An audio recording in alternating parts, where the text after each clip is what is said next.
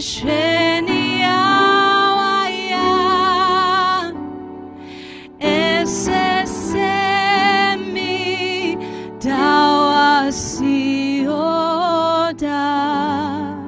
wonsanonjuma yewawa esesemi dawasioda mi frima kumem misheni awaye esesemi dawasioda unsanunjuma yewawa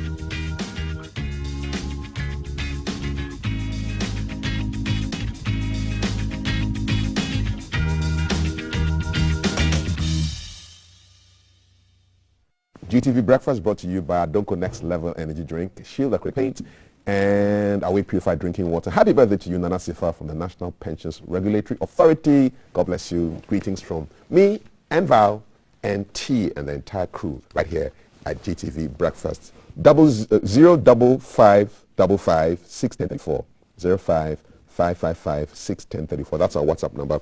Let us know what's on your mind. Well, online trending. We've got pay Alawa arrears and fix the country.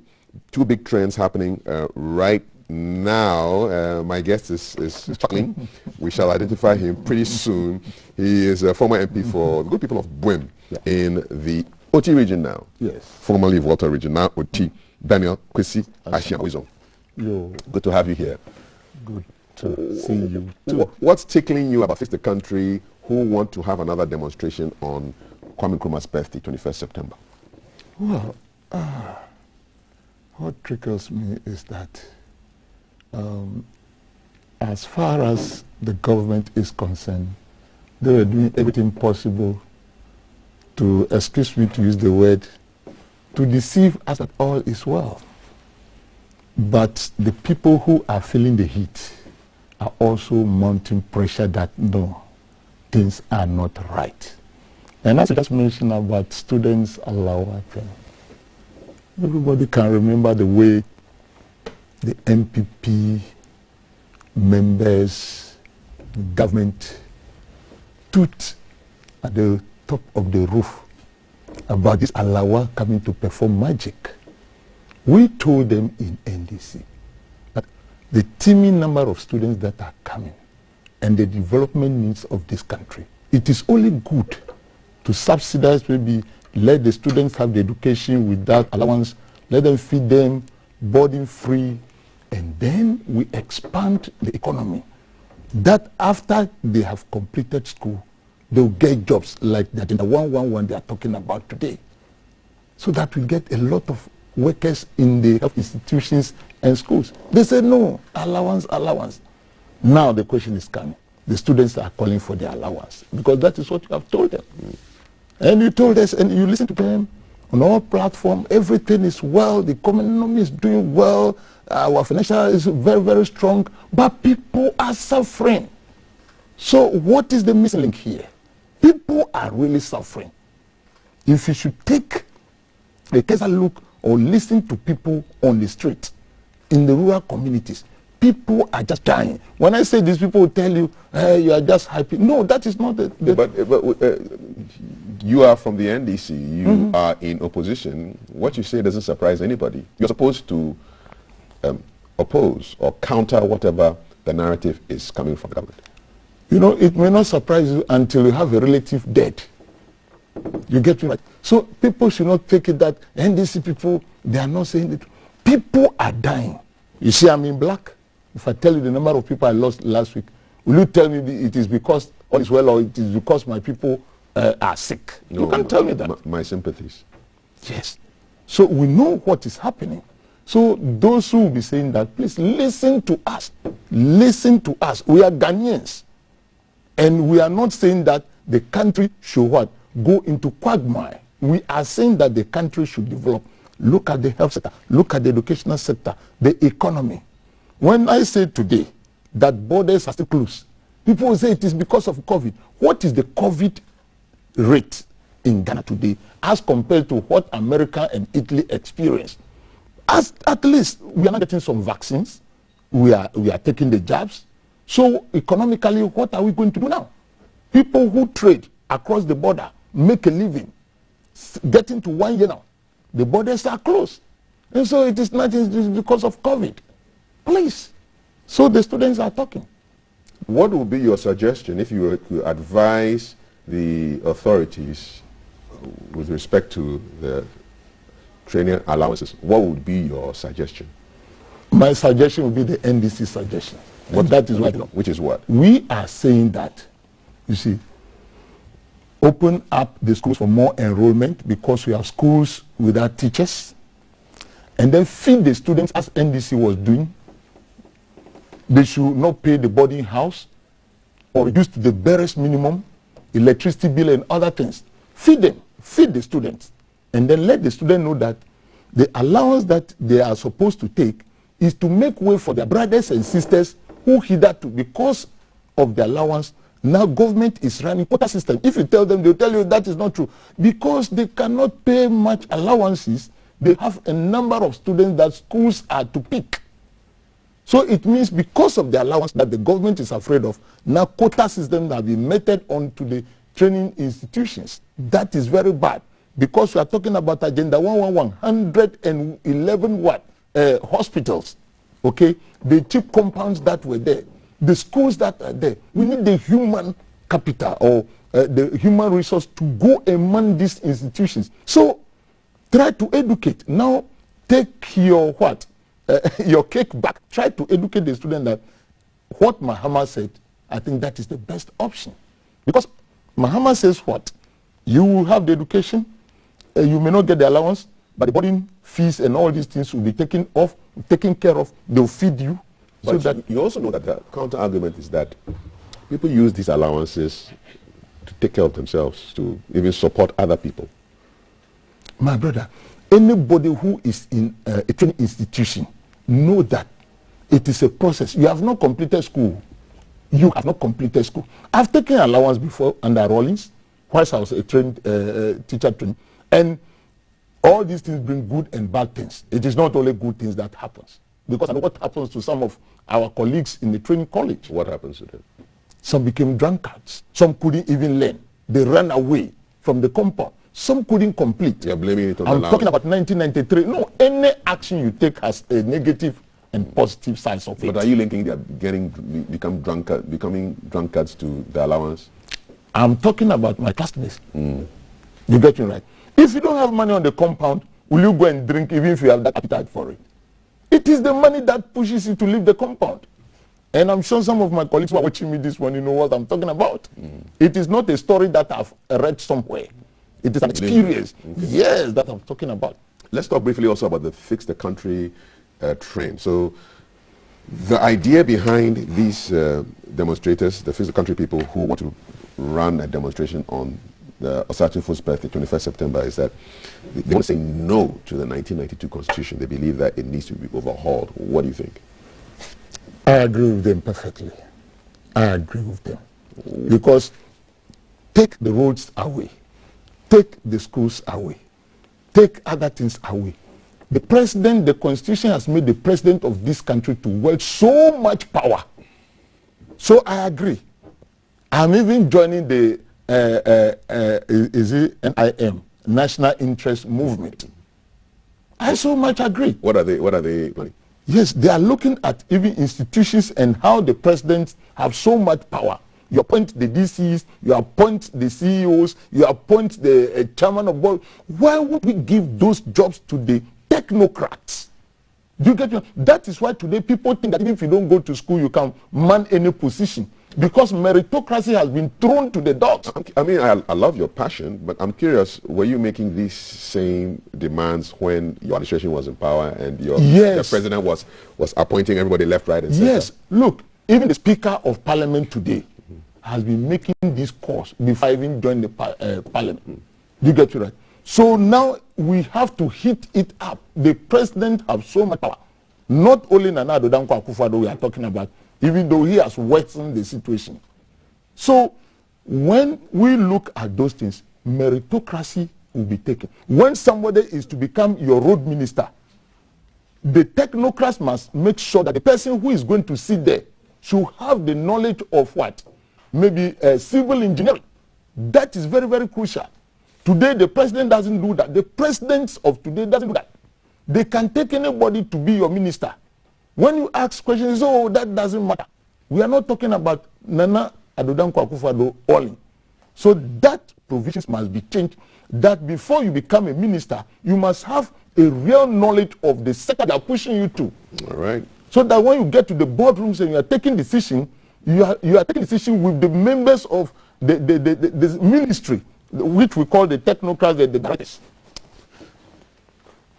That's one particular one. That's one you want to be taken care of. Very, very much. What do you make of the pay alawa arrears and then the fix the country demonstrators who want to do something on the 21st of September, saying no to the 1992 Constitution? Our WhatsApp number is 05-555-61034, 05-555-61034. And from Western North Sefiriosu, we have Bernard, who says, please help me with my message to the Student Loan Trust Fund. Exams are just around the corner. We need our money. Please. Thank you very much. So that's in the Alawa side of things. Let's go to... And you know what they are calling for that? Tell me that. Tell me. Why are they calling for that? You see, people think we are talking about second term of His Excellency Nana Addo Dankwa Akufo-Addo. Now, these students we are talking about and Ghanaians are saying that by the time that His Excellency Nana Addo Dankwa Akufo-Addo came to power, the nation's debt is 122 billion. Today, we are running at 332 billion. You take 122 out, we have 210 in 4 years. And we cannot see projects that could be commensurate to this amount that we have borrowed. So the government need to fix the country. I'm sure Dr. Dixon Adomako-Kisi, MP for Anyasu, has a few things to say about that. Dr. Adomako-Kisi, good morning. Good morning. Good to have you here. I'm actually very happy to be here. Awesome. Of all the places in the world, yes. Sydney, fabulous place. So fantastic. I'm happy to be here. Thank you very, very, very much. And I've had a lot of good news. Words from my able gentleman here. Yes, we're looking at two trending issues: the fix the country and then the pay alawa arrears. Yes. Your thoughts on those? Fix the country is 21st September. Tardy. They are saying no to the 1992 Constitution. What's your view on that? Well, let me just first of all say that I'm happy that in this country we have peace, and secondly that people are able to express their concerns. It's very good, and also do it at ease without fear of being victimized, of being incarcerated or anything like that. So that is commendable as a nation, how far we've come. Now, need I say one thing? I think in the president's inaugural speech this year, one thing that he said was that our opposition party should do Ghana a favor and have their eyes open. Because sometimes some have eyes but they can't see. In the sense that this is a government that has prosecuted projects at about a third of the cost of what the NDC had budgeted for. And I was happy to hear him talking about road ministry and the fact that you need all the expertise in road management and construction before you should become a minister there. It's wonderful. However, we have a road minister who managed to put up, or let me say complete, a huge project which is beautiful. All of us can see the Pokwasi interchange at a lesser cost than what some had anticipated.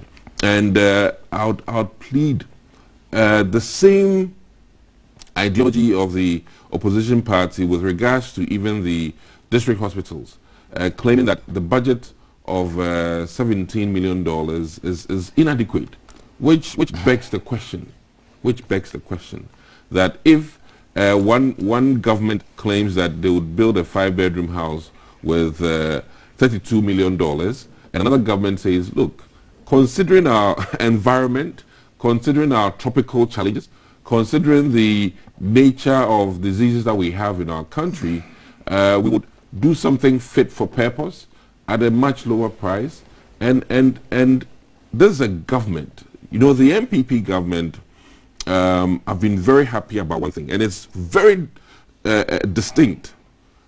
We've been very careful about human resources, in the sense that we restored nurses' allowance, we restored programs that doctors can go for. People are crying for their allowances, the arrears of the allowances. Restored, but their arrears. Better to have hope of receiving than a government that totally took it out. And you know... So they are not justified for their arrears? I'm not saying that they are not justified. What I'm saying is, you know, there's this Ghanaian thing, Enidaso. And what I mean by that is that with the Akufo-Addo government, you have the Enidaso that you get your money. Hope. There's hope. And with the other government, it was scrapped entirely. And I'm surprised that that same government that was scrapping everything, I mean, they left us bones, are now crying and making noise about the same policy that they had cancelled. It doesn't make sense. They didn't find how to solve that problem, and yet now they are the forefront, quote-unquote, financiers of these... is the problem being solved? Is the arrears... when will the arrears be paid? In all honesty, we've been in government 5 years.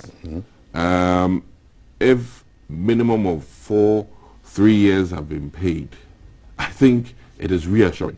And this is a government that has employed a vast number of healthcare practitioners. I mean, from nurses to doctors, and I think just about 2 weeks ago, there was a release of a financial document which is going to help us take on all 2018 nursing trainees, and that is commendable.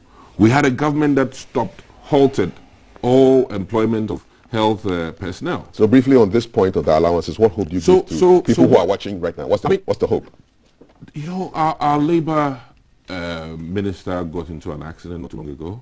I haven't been able to get a clean update in terms of what payments arrangement. Does he not have a deputy? Does he not have a chief director? But you know, in our country, a lot of things we pay respect to people when they are not very well. Yes, but he has a deputy. We can't bamboozle him with these you know, matters, though they are very critical. Yeah, I know. We just have to be, you know, a bit patient. But I think, as it may, it is something that is very dear to their hearts. Okay. I mean, and I think that, one, they should make this choice.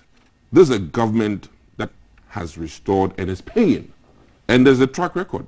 It's not like when the president made a statement. They want their allowances. Agreed. The arrears paid. Agreed. I don't think they're interested in history right now. They just want their arrears paid. So they should bear with us. Okay. And you know, I was pleading a few days ago with everybody in the sense that, listen, times really are hard.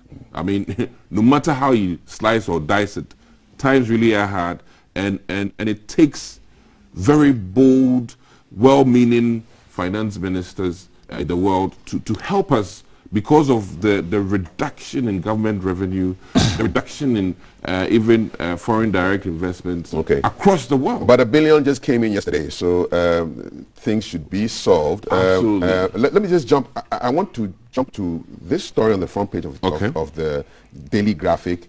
I'll let you have a bite at it first because it's quite interesting. Fighting Galamsey menace. Lands Ministry warns foreigners. So the Ministry of Lands and Natural Resources, Daily Graphic, has warned of stiffer punishment for foreigners who sneak into the country to engage in illegal mining activities, especially popularly referred to as galamsey, with the connivance of some Ghanaians.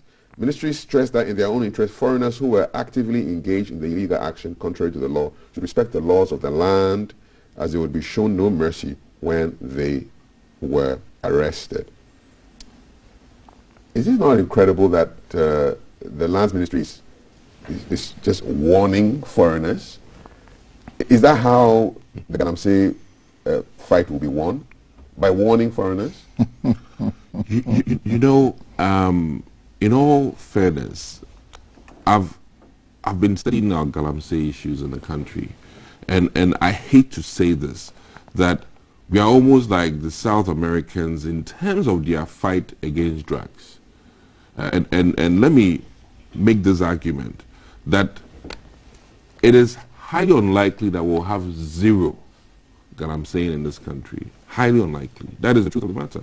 Because day in and day out, you know, like with the drug industry, one cartel takes off the other, another comes. Or even when the government takes off one cartel, another person goes back into it. So that is a challenge we have, in the sense that the remunerations from this illegal activity is quite huge, and it can be even tempted to the worst of us, in the sense that, you know, as you go in and look at how lucrative it appears to be, you can put everything on the line. Has the government given up? No. By resorting just to warning foreigners? No. I think that in economics, there's what we call signaling, and the lands minister, which is Abuja Napor, is giving a strong signal that, listen, I'm a no-nonsense minister. Be warned, and if you should take or tread in that fashion, when we grab you, you don't have it easy. The laws will be applied, and that is, in simple terms, what he's saying. I want to bring Honorable Hashem. Absolutely. This is the equivalent of a yellow card. Too lenient. But before I come to that, he made some. You're taking us back? No. Where are we going? That is they have typical. sector. Where are we going? No, let's not go there. We are done with that. You see, when MPP people continue to tell you that we don't employ health workers for the 4 years, then we have to correct that mistake so that they give us their figures. In our time, 2013, NDC employed the health sector 9,000. 2014, 14,000. 2015, 11,000. Even 2016, where we're about to leave, we got clearance for 8,000 that they employ in 2017. What's your point? So they should bring their figures. MPP people always talk without figures, as if they've not done mathematics before. That is worrying. I have my figures, which can be cross-checked. They should also, so that also that is not the ministry. They should check it. If we were to talk about that, you should have brought his figures. So when you sit down, you are talking as if NDC have not employed people. Tell me which sector of this country we did not employ people in a year, because every year people go on retirement. So we know the system, how it works. Okay. So don't stop throwing dust into people's eyes.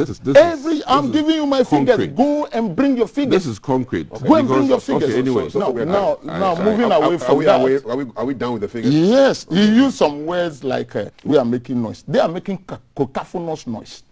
The MPP is making, they just, even the competence they are talking about, they don't understand that English. The competence only lies in shouting and making their veins shown to the skin. Are they succeeding in their Galamsey fight?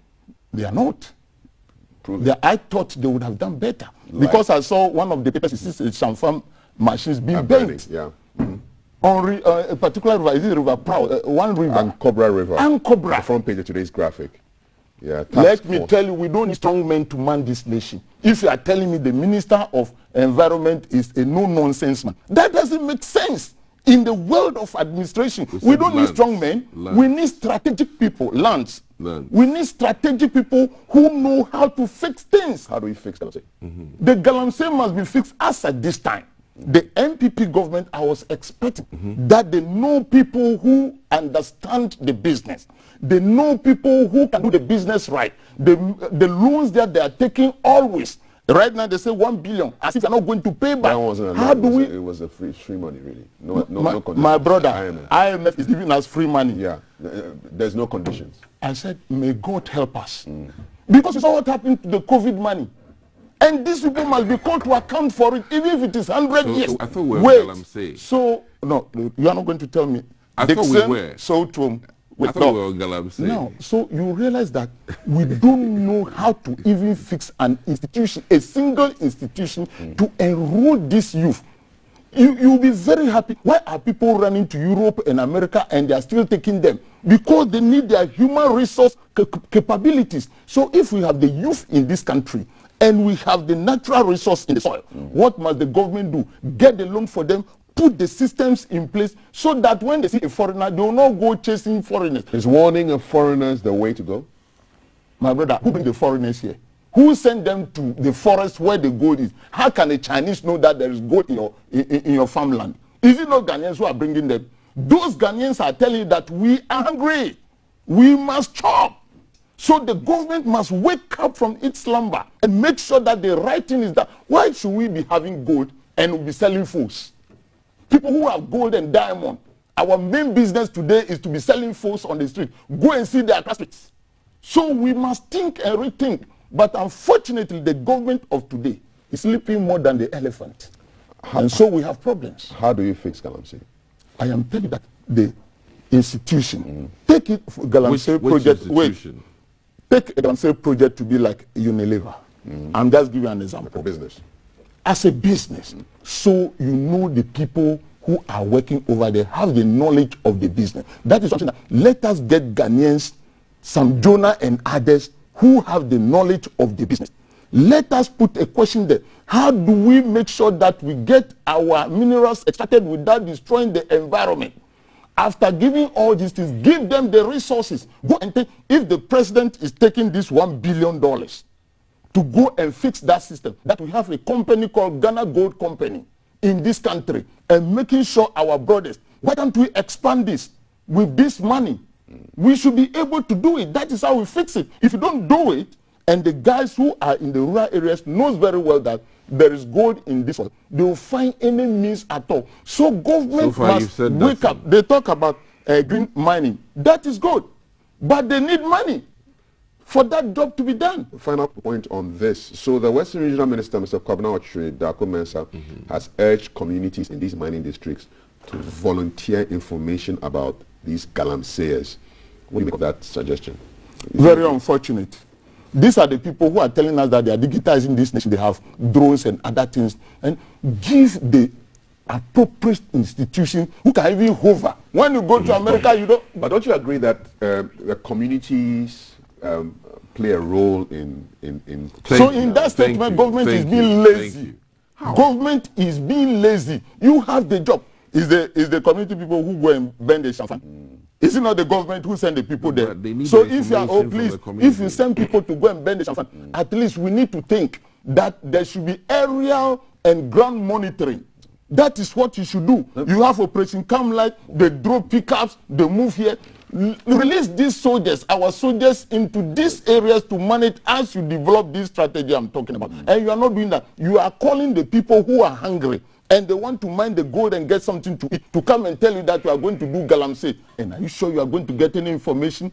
Government must think strategically that we mine our resources and the people in this country should enjoy. I will say that even I'm the only poor person in Ghana, and Ghanaians all are rich through our natural resources. That is the best way to go. Honorable Adoma Kukusi, can the government do more? I mean, from just asking people to volunteer information. I mean, what is a hungry farmer in a mining district?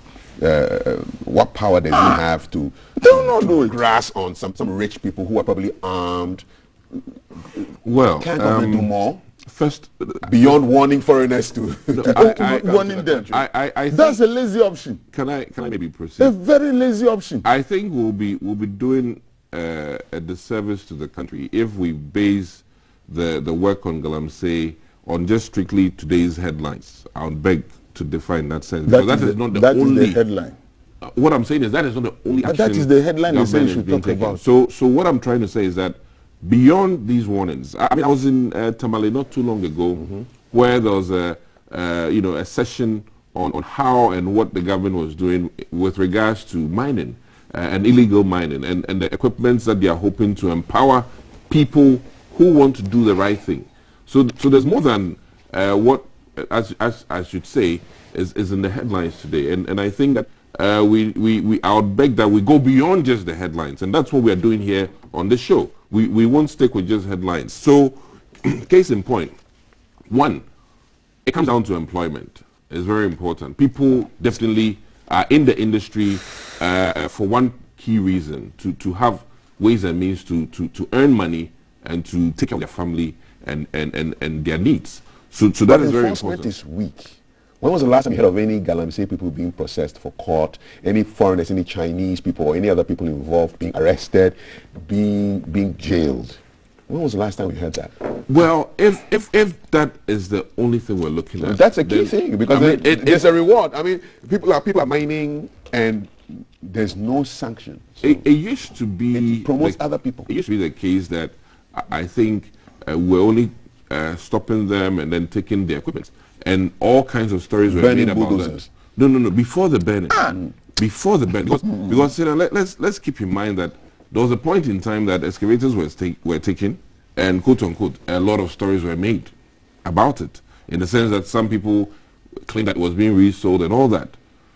Be as it may, changes came up, and then the government decided that, listen, if we burn on site, there'll be no more stories with regards to you know, that somebody has resold these equipment. So we ban on site, which personally I thought that it wasn't the best approach, in the sense that I was hoping that we could reclaim this, because most of our constituencies, because you know, we could make use of this. Yeah, the excavator did no wrong. You know, it's a human being. Exactly. So that was something that was much of a concern, especially if we're really in totality thinking about our environment. Because, I mean, when are we going to go grab all these bent excavators from the environment, which is an issue of its own? So I think that, one, the commitment is there.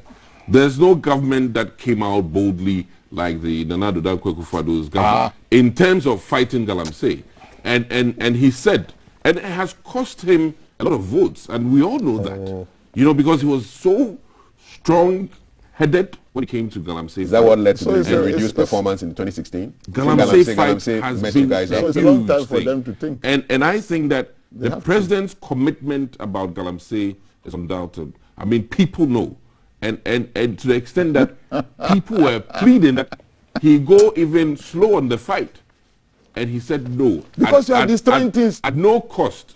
You are destroying things. Go to Medina Aviation Center and see now, the excavators that are there. If I can conclude. If we can take our money to go and buy drone to be distributing blood in this country, but people are there, they don't have doctor, you cannot fix that.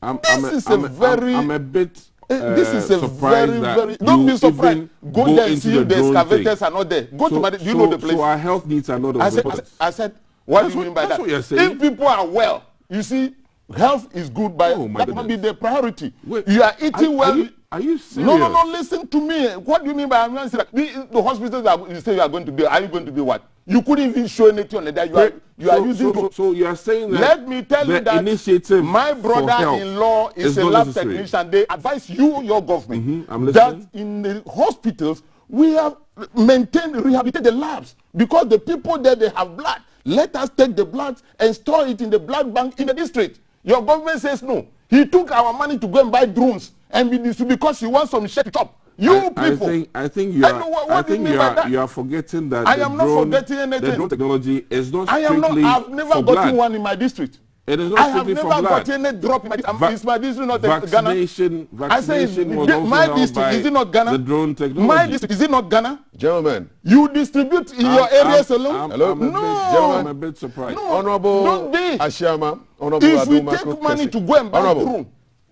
if we take money to go and buy drone and be distributing blood, but people are in Ashanti and the West region who want to work, and you cannot buy machines for them to do mining, then we are sick, led by a sick government. Yes. I'm so passionate. Blow. But your passion should be directed appropriately. Blow. That is my only thing I can tell you. the drones. How did you even get to drones? We're talking about The vice president, he was championing those things. People have blood in the village, they say rehabilitation. Now, okay, shall I put now on we're the talking about the health sector, that you right? don't like the We are drones? talking about health sector. We're talking about galamsey. No, you see, Thank you. at the health sector, you are educating people, you are priding yourself that you are paying allowances. Those people come We're out, not give paying. us, It is the fact. give us the is the fact. materials and accoutrement to work. You say no, you want to run the health service from the vice president office, buying drones, monitoring, dropping this, and then now, the lab technicians you have trained and employed, what are they doing? What are they doing? And this is a government that says we should be clapping for them. Are you clapping for them? Never will I. This is a quagmire government. We are in a quagmire. Government, what does it mean? We are sinking too fast that we cannot be recovered again. In debt, look at the debt. 212 billion. 212, Mahama used 70 billion. And we can get airport terminal 3. We can get harbor. We can get institutions fixed. Did you see the youth telling Mahama to fix this country? Because he was doing the job. These guys were sleeping on the job. When you told them, and then they want to, okay, how can you compare? How can you compare the work? When you look at Mahama's work of 70 billion, and you just oppose it with 212 billion, what are you telling me? But these people have the guts to come and say that they are doing well. I think today you've been they cut sword and cutting sword and cutting sword for the same project. Go and see Nigerian hospital. You are a doctor, right? Go there and see. That can let me pick on one thing, and let me that are going to build the hospital. Can I pick on one thing? Up to now, pick what?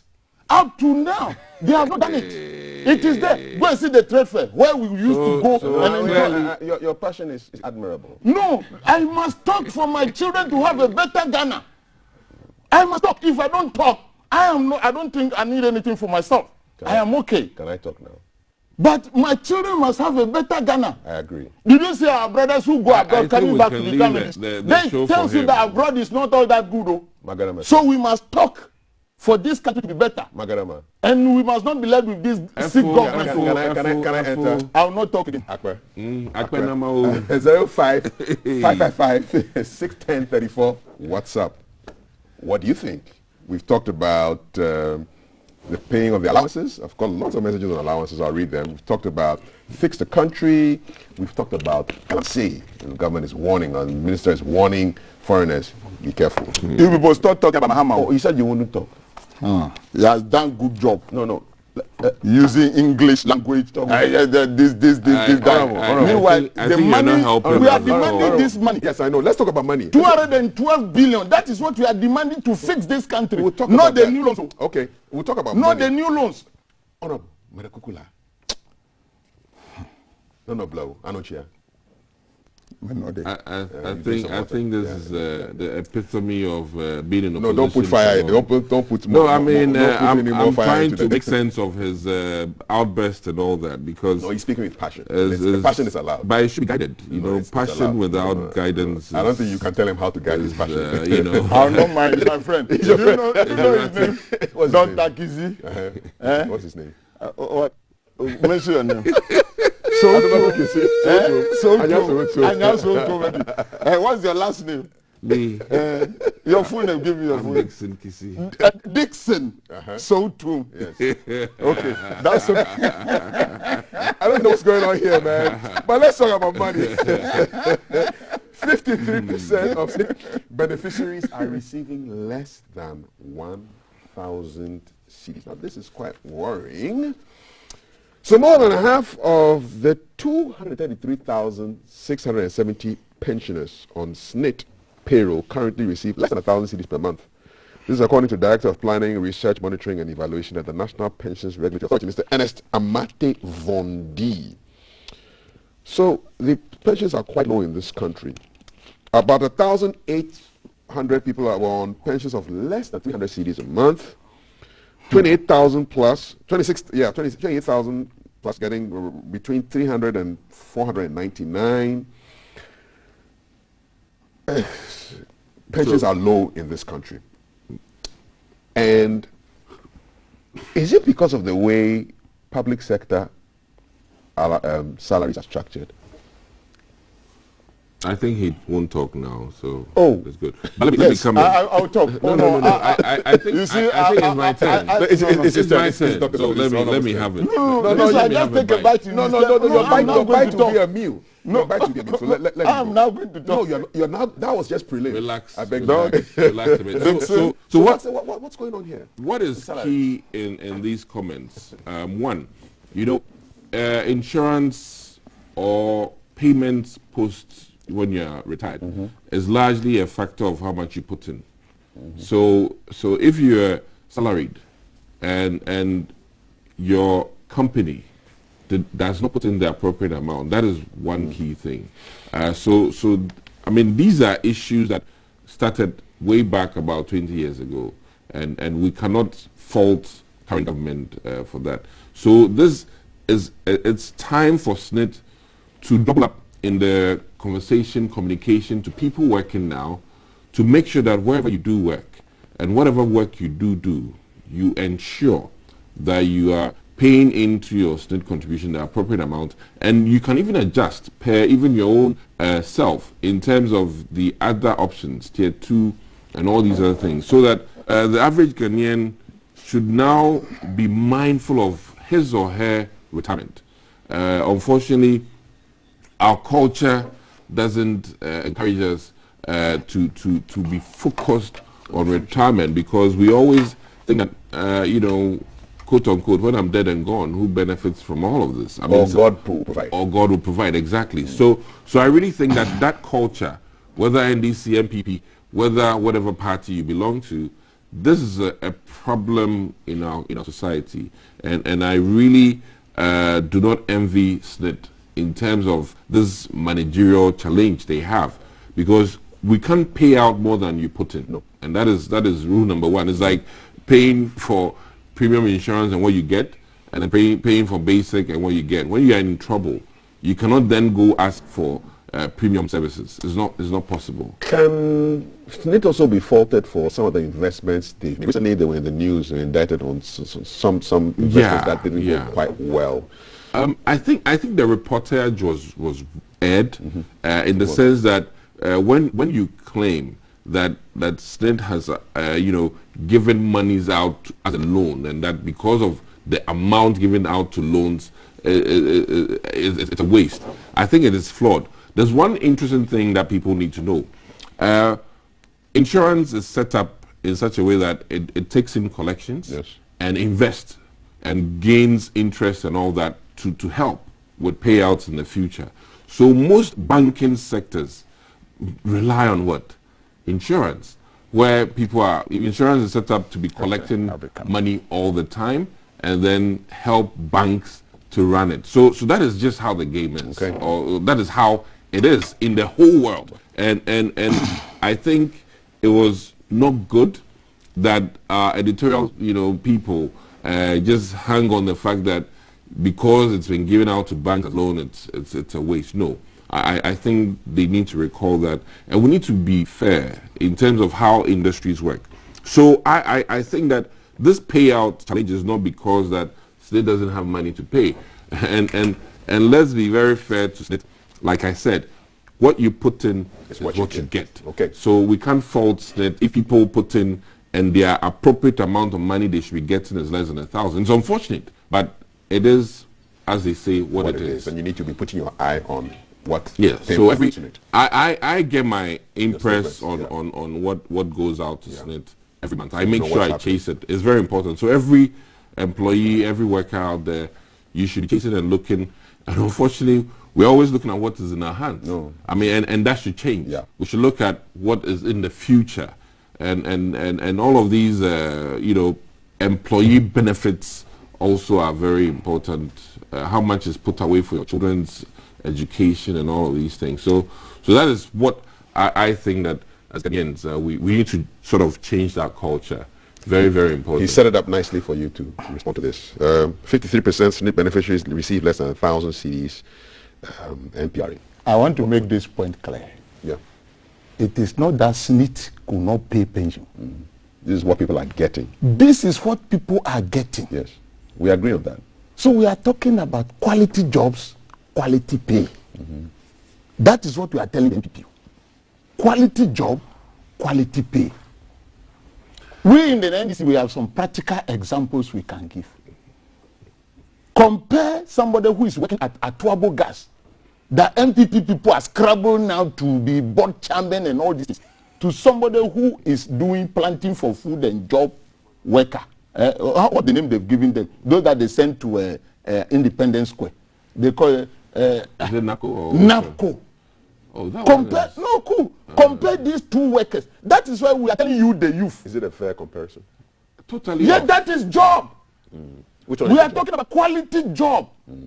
The person who is working at Atuabo Gas as a worker, So you're you get saying it that right, all of us can work will at get Trouble better. Gas. Listen, when you this create is- quality job, the this is person working totally, at the Mahabo Terminal 3 that Mahama built will get a better pay than the NAPCO workers. Oh, I mean, Now, when this your analogy there is difficult. listen. The NAPCO guys are not full-time workers. Yeah, this analogy. Yes, that is quite- why we are telling them that they should not be happy.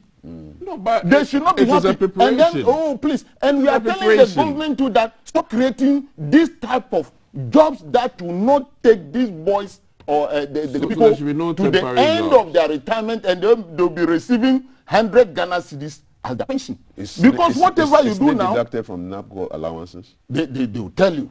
They will tell you for 3 years, if you are working for 3 years, and they are not deducting anything for your life, and then your life too, the number of years are numbered by God. Then you should be worrying. Even that should staying be at worse. home, what you're saying Please, is that they should stay once home you are talking, I and didn't not say go anything. to Please, I NAPCO. beg you, let me make my analysis No, clear. I just want to hear. They should, You get to- they should stay home. Why and not can't do we, the temporary work. if you people No, are I'm active, asking you. why can't we create better quality jobs? Why? Okay, it's a rhetorical What prevent? question. So- what prevents oh us my from goodness. doing that? That is what we are talking about. So your argument is? My argument is that what these people are getting today is so worrying. They cannot use it to cater for themselves at that old age. Agreed. And if they cannot use it to cater for themselves at that old age, things that have passed yesterday, we must use them to correct the future. But Okay. it looks like the government is still in that past behavior, Which behavior where is you that? create jobs that are not Because these are sustainable. people who worked Please, probably in please, NDC times please, too. Please, please. True or false? We did not create NAPCO. No, we're talking about the people You have made who are getting NAPCO the like payouts. you've graduated from this youth employment of 2 years. Now NAPCO is 3 years. So your argument is And how do 3 people years- get better pensions? The government must create better jobs, number one. They should stop creating. Can the government create all the jobs? They can do. Let me give you one example. That Take is a a critical look fallacy. at our water sector in this country. If government should fix, and people who completed universities, you get it right, should be posted to every sizable community with this equipment. You have undertaken this course. You have knowledge about this. You are an engineer. You are an administrator. You are this. Manage this community, and let us get the revenue. Okay. When you get the revenue, what you get will pay you better. You give them a target You know what to be achieving. What Because, kills me? please, when you look at a community of 1,000, 2,000, 3,000, some 5,000, You've been and in you give government it to about before. 20 people, I am now going to become a very good leader in this country. So you don't worry. So I'm so telling you what I okay. could be capable of doing when the time comes. Okay, all right. Okay. We're wrapping up to read your messages. So this wrap it up for me. time, the government should actually create a type of job that can give the youth of today better pension tomorrow. Because it is not that these people or Smith is not paying them, but the salaries they were taking then was so small that today the pension is so small that it cannot take them anywhere. So looking to this is the a future. point he also for you also checking to make sure that your employer is making those payments. Yes. So personal responsibility also comes through. That into one, it. my boss, that one is secondary. Checking the employer is number two. But number What one, you are getting before the employer is paying or not paying, because you can take the employer on that you are not paying my pension. all right. But if the employer is to pay pension on 10 CDs, do you get it right?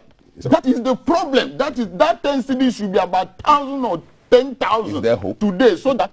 Is there hope? Or if they fix the mining sectors and mineral sectors, water and all that, there is a bit of. But my worry is that MPP people, they are very good when they take the look. They can show you in camera that they are eating kinky and chewing fry fish. Wow. But when it comes to the job that they have to do for this nation, the TV stations are no more there for us to see what they are doing. They can tell you that we are doing this, but you don't see it empirically. Honorable That is worrying. Daniel 212 billion Ghana cedis in 4 years. Ashama. You can call me Asiama. Former MP for Buem. We are not in normal times. Not at all. We are being led by Dr. Dixon. I don't know if you see his MP for Nyaso. What happens when you're on break like this? What do you do? It's actually never break. more job. It's actually never. I'm supposed to be in Tamale, okay. you know, to do some work on pre-tertiary institutions. Okay. I'm the public account committee. You're busy. So, You're busy. So I thought it was off, but it really on. And we're burning a lot of resources, you know. Yes, wish you safe journey. Gentlemen, thank you so I much. don't- I want to read a couple of messages. I for you. want to read a couple of messages. I'll and we'll continue to go and pray do for our you keep people. an eye. So this is from, so let me say, Chairman, know that some of us couldn't have been teachers, but for the allowance, after for 31 years, so you should not demean allowances. That's Tony in Adenta. I never did so. Yes, so another message here coming from, so the situation in Ghana today under NDCP needs a second coming of JJ Rawlings. That's not going to happen, unfortunately. We'll fix it to farm. The whole young military personnel Yes. to stand up. We'll not take the guns.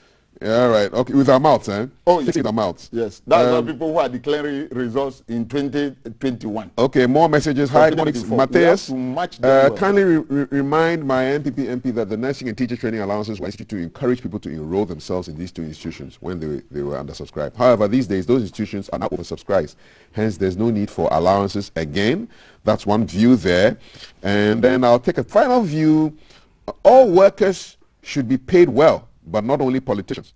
After working for a total of 34 years as a teacher and a clerk, I take home 983 CDs in monthly pension. That's Tony from Adenta. Thank you for your message. 0555 what's my number? Yes, 61034 555 610. I should say it like the numbers. 0555 66 1034. Now you're talking. Now you're talking. We are back. We're keeping an eye, or should we be keeping a nose? You will find out pretty soon when I hear from my friend Alan. Stay with us.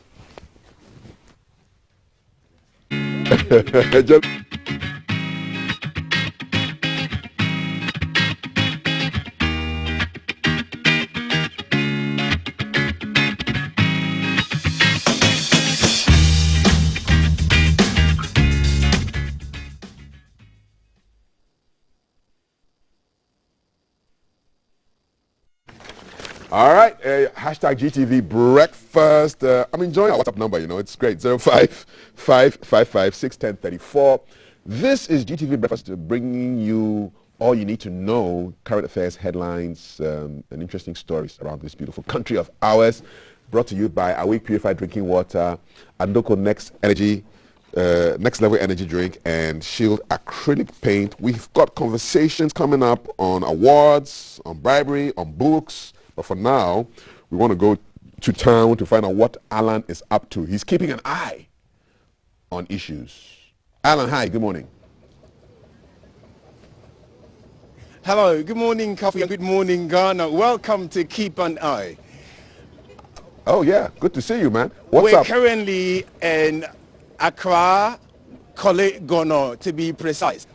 We're keeping an eye on Lavender Hill. It is so called because of the stench that generally comes from here. Lavender Hill is located between Jamestown and Gono. It used to be the place where the AMA, the Accra Metropolitan Assembly, discharges liquid waste into the sea. Most of them will be fecal matter. Apologies to our viewers who may be enjoying their breakfast at this point. In 2012, the AMA decided to shut down this very plant. In the shot you can see behind me is a sewage truck, and then next to it is the building or the dock station where they discharge the fecal matter into the sea. The AMA gave up on shutting it down in 2012 because there was no alternative site for them to discharge the fecal matter when they bring them over. until in 2016 when the waste processing plant at Mudo was built. And so in the distant shot behind me will be the Jamestown Harbor, which is currently under construction. Information reaching us had it that people or drivers who used to discharge fecal matter into the ocean from here would do that currently under the cover of darkness, even though the waste processing plant is only 5 minutes drive from where we are. Interestingly, my research team and I spent the weekend over here to find out whether or not that is the case. And speaking to a few people, we established that that isn't the case. In fact, we spoke to certain opinion leaders in the community as well as the assembly member in the community. At the moment, I have one of the opinion leaders with me who is going to share his view and respond to some of the issues raised in the story we have with you this morning. He's going to speak in the Ghana dialect, and I'll do my best to bring us a certain interpretation to that. Ni seng na manye ni ofane che ogbe efen wo hami ofane achom James Nunu senche Jimmy Yabman Senche Nunu BN die ni nyeyo ni boji onupa ni taflache okwo BN no amane ni ba she wodanji ake agbele processing plant ahanye shi me chon dumi na ambachon wamo ameshuo insure mi olo te oji ona kan ten wamo ni oyu isane ni pa shan ke apawo insure mi because wo obi woji wo union bi wo npa ni obi wo nye wala omukuni wonye wala omukuni e ba chie load issue bi ni ke ko le nokoni sue bi ni abana je wamoni wo lole enu wo ga tun ni sia ka mi ni sia wodio ke ifa lole mi wodio lole mi issue o si kenye ba ko bi ni e ko me ni situation je ake e ko le wamona awu na wa chi issue si wamo le wo plant ye mudo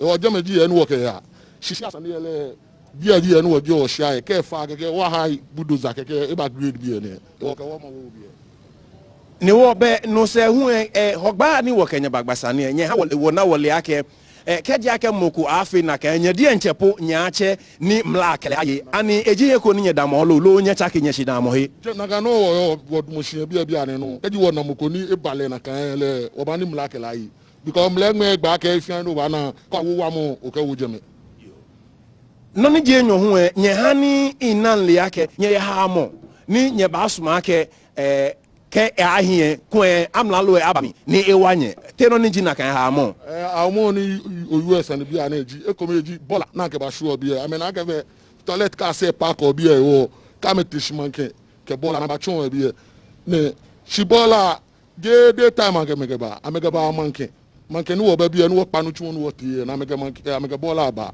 ekomi no ni die nyo me ni lo sia amba lo sia wa ni sia lolo e ni gan me le wo nyi wo sa me na because achi na fe bia die ani amechun na amba lo sia e wo ke ba yin amla lo ge awo mi ko ni me ni lo sia apa agbene me ni ya ni ami me ni ya ni ami le wo me fila ge be toilet ta se pa ko bi e wo be den mo aka shi ka me te sia me sia die ami ame ba na ba ni ami e bi eni wo de ne me tene roju wo na gba ni wo yo e bi eni. What the opinion leader has just said to me, Mr. Nunu says the problem they have is not with themselves allowing the discharge of the fecal matter into the ocean. In fact, if anybody tries that, they themselves will make sure that the law deals with them. However, their problem are three. First of all, the indiscriminate throwing of refuse over here. People bring them in the cover of darkness and leave their refuse here. Number two, there are some community members who think because the waste disposal trucks park up here in wait for their customers, then they also have that liberty to come and openly defecate. And so if the law or the assembly could come on their side and ensure these people who come to openly defecate here are dealt with, it will help them. I also have with me the assembly member of the community whose name is Honorable Ivan Tekli. I'm going to have a word with him and find out how he responds to some of the issues raised by Mr. Nunu. Welcome, Honorable Member. Thank you. Thank you very much for joining GTV Breakfast. Speaking to one of the opinion leaders around here, we gather that there is no such truth in the fact that people under the cover of darkness bring waste to discharge into the sea. What's your position on that? Do you know about it, or that may also not be true to you? I believe, or I want to state emphatically that that is not true. Since the opening of the Mudo treatment plant, or trucks, I believe, dispose of their liquid waste at the plant. I am not aware that any cesspit truck would dispose of at a closed liquid waste disposal plant, which is closed. So I believe they all go there and dispose. So that allegation, I don't think, is true. Thank you very much, Honorable. He raised certain issues about refuse dumping and open defecation, as well as sandwining. What are you doing to ensure those men who earn their living here are not disturbed by such activities, since you are the assembly member? So if I would start from the sand winning and then the open defecation, I think that periodically myself and then the sub-metro, the AMA, we've been doing some arrests of people who are found culpable of going against the law.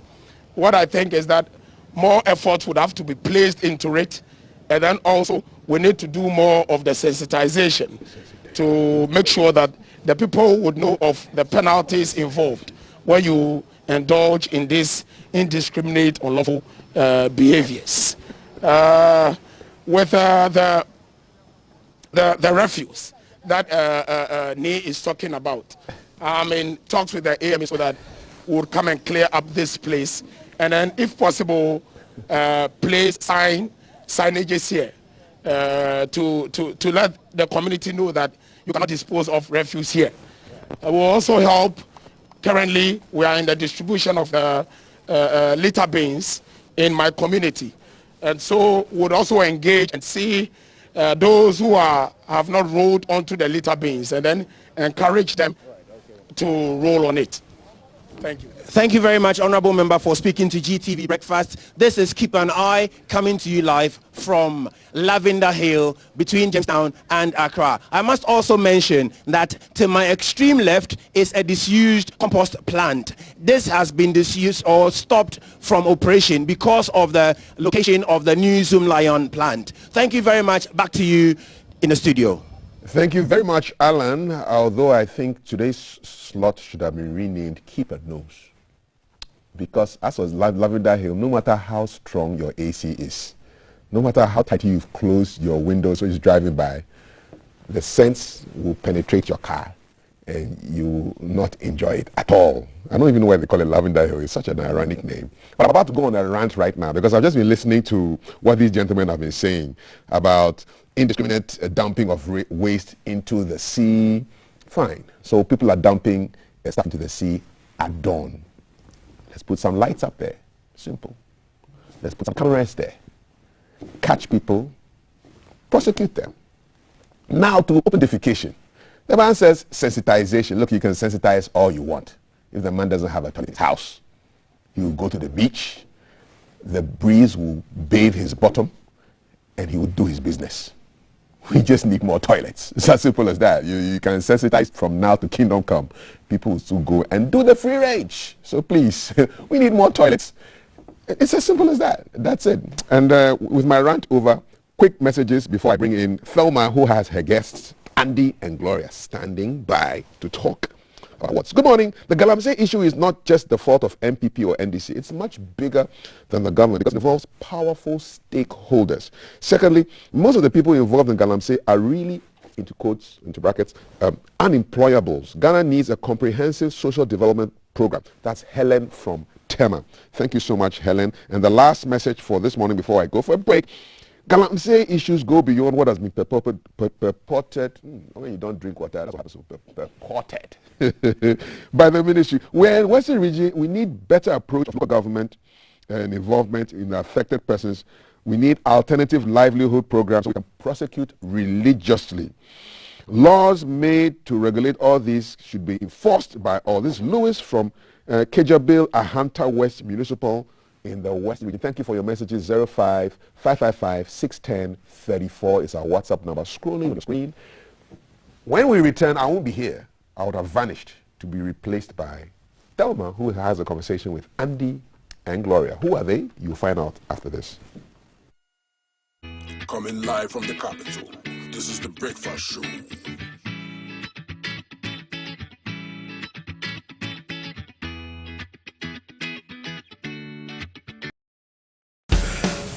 Are you ready? It's heat hot, and we are serving you breakfast. A la carte. It's a brand new packaged breakfast served on GTV, our style, keeping you on track and updated on news, making the headlines, how to navigate traffic, What's up with the weather? your health check, getting you up to speed on lifestyle, Sports. what of showbiz, what's hot and what's not. It's our date in the morning just for you. With the team you can trust.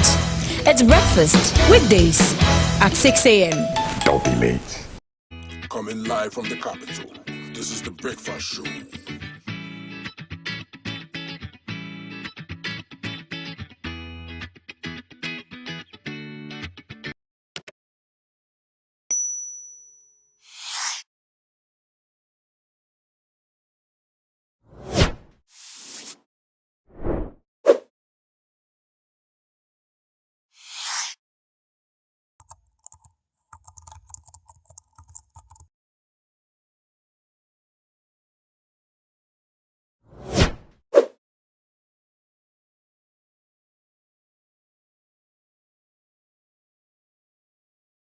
Coming live from the capital, this is the Breakfast Show. A quick acknowledgement to our sponsors: Awake Mineral Water, Adonko Next Level Energy Drink, and Shield Acrylic Paint. Thank you for partnering with GTV to make this breakfast show possible. On this segment, we'll be talking about HR matters, and especially as we already know that the coronavirus pandemic provided a unique opportunity for HR practitioners to tweak systems when it comes to workforce management, employees management, and to also implement new strategies to do the things that they've been doing all along, but in a different way.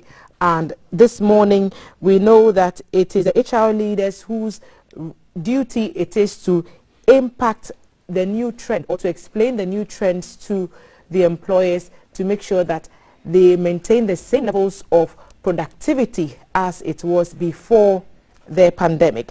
And so this morning we are joined to discuss what the peculiar challenges for this have been and the prospects moving forward. Joining me in the studio, Madame Gloria Darling Korte. Madame, good morning, welcome. Good morning. And also Madame Gloria is the Director, HR Bank of Ghana. Welcome, ma'am. And Mr. Andy Okra, who is the Director of the Conference Host and Awards. Yes, sir. Hello, very happy to have you join us this morning. I must say that I've read quite a bit about you, and your lawyers speak very highly. And I just like to take my viewers through a few of them, if time would allow me. I know my director is screaming in my ears, oh, you only have a few minutes, but then Mr. Andy Okra is an astute certified HR professional with over 20 years of working experience delivering strategic HR solutions in dynamic sectors, especially in the public sector, and focused on leadership and HR development. He's a former Director HR of the Forestry Commission and has rich experience in public sector and governance. Mr. Okra also has a passion for grooming young leaders to achieve their purpose, and he's the founding president of a youth development-oriented NGO, YPYC Leadership Foundation. He's also an author of a book, so quite an extensive repertoire. And I believe that you bring those experiences to bear on what the coronavirus pandemic has meant for businesses. So let me start with Gloria, you for example. What would you say were some of the more peculiar challenges that HR had to overcome in the midst of the global pandemic, and then maybe globally, and then with specific reference to Ghana? Okay. Thank you very much for the opportunity, and good morning to your viewers. Indeed, I think that the pandemic took everybody by surprise. Nobody expected it to have the kind of impact it did. I do not know, and I cannot think of anyone across the world who has not been affected by COVID. Whether you lost somebody, whether it's your job, with the way we live, even the way we shop, everything has been affected, whether positively or negatively, although we hear a lot of the negatives. But I also think that COVID came in and has brought in a lot of positives. It has fastened processes that would have taken probably a little bit more time to really come in. And so a lot of, almost everything has changed, if not everything. In fact, the way we even sleep has changed. The way we discuss and talk and hug and laugh has changed. Our social life has changed. Economic lives have been affected. Everything has been affected. And really, for you to survive, then you had to devise ways and means to do them. How you do them or how it was done has been, it's not structured. It's because people reacted. It was more a reaction than a structured approach. And I think that we got to the point where we are getting the hang of the problem and beginning to rather put in structured procedures to allow us to overcome these things.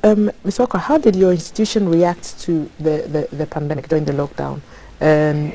Were you compromised in any way because of the lockdown and then the issues with attendance and reducing numbers at the workplace?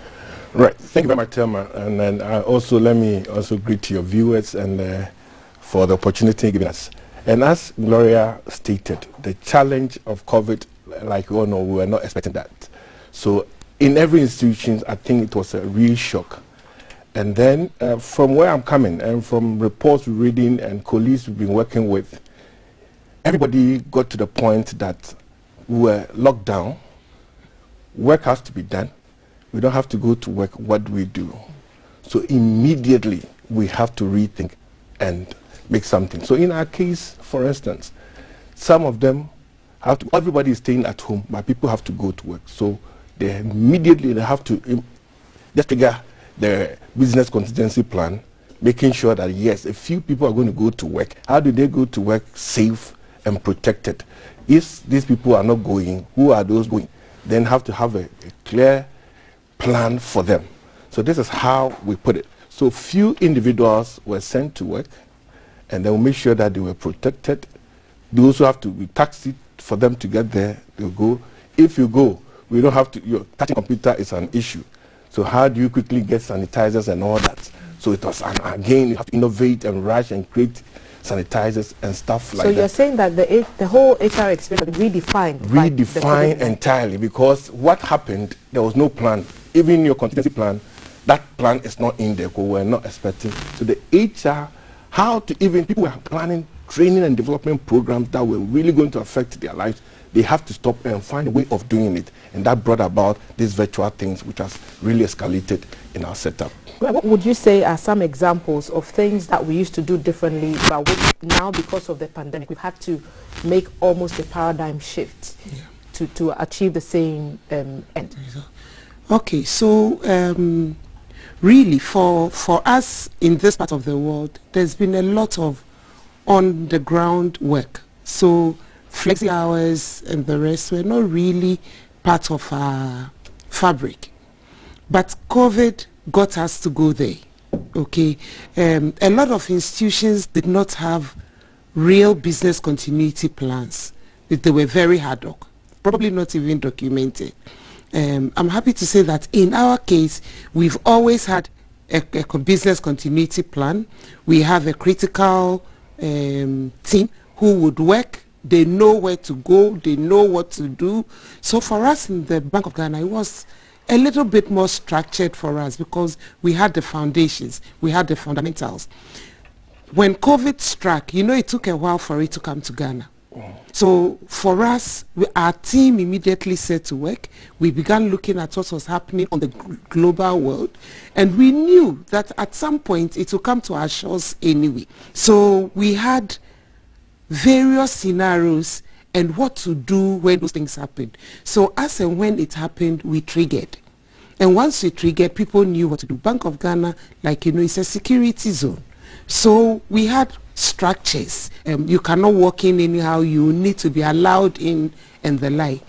Now we have to open our doors because you cannot go and use your thumbprint anymore because of COVID. So we opened our doors. That also meant that we had to do things differently. Security on the ground, putting sanitizers everywhere. We allowed all our staff to be tested as and when. In fact, as I speak, we have a quarterly testing schedule for all staff, just so we can catch it on time when it's happening, And so a lot of things have changed, really. And we bring it to the doorstep of staff. The support for our people, to know that if you catch it, we are there to help. We are there to provide the care. You'll be at home. Our doctors and our nurses will come over to deal with you, to look after you, to make sure that you are properly isolated, all of those things. And these things didn't used to be there. What would you have to add to what Gloria has said, especially because we hear perspectives from employers complaining, oh, my employer is not doing this, is not doing that. But what really has been the magnitude of the weight on the employer to make these systems available in the new normal? Yeah, Thelma, you're right. Businesses were not making money. So these things that we are talking about, implementing infrastructure in terms of technology, is huge. So businesses were looking for money to invest that. At the same time, employees also are working from home, and some are not going to work. We needed to also ensure that their pays are also being paid. People were cutting down pays, some were laid off. So these were the challenges that we were facing at that time. But then there has to be a balance. So HR was put under pressure to ensure that the employees are okay, the employer is also okay. How do we balance that? That is how come you ensure that there should be a team different from what you have already to make sure that employees are working well, employers are also being taken care of. So these were the challenges that organizations really were facing, and it's still ongoing. But now you can, as Gloria said, it's now becoming unfolding that we now know how things are going to be, and then certain measures and strategies have been put in place to ensure that there's productivity and performance. At the same time, employers are, because the health of the employees are also very important. We need to provide safety for them, and that is cost. And that is the cost, or the money you get will come from the productivity. So making sure. I'm hearing both. I'm listening to both of you. I'm hearing that for both of you, the key delivery pointers would be employee health and well-being, employee engagement, and also the business continuity that Gloria alluded to. But it's because of all these things that you're organizing a conference to bring people together to sort of judge on what HR would mean going forward post COVID-19. Hopefully, once things are brought to a much more. What more would you be seeking to use this platform to do? All right, thank you. Thelma, like you rightly said, that's why the theme for the conference is the HR in the new norm, leading the shift from surviving to thriving. So there's the need for the HR leaders to rethink and evaluate the impact of COVID on our systems. HR exists for mainly the purpose of job design and job analysis. So now that the COVID has really thrown our systems away, how do we redesign our jobs and analyze it and then communicate it with the needed reward system that we have to put in place? So that is what we want to. So we are bringing experts like Gloria and Co. and many others who you have seen on the bill. Let's come together. This is the function, the biggest gathering of HR leaders.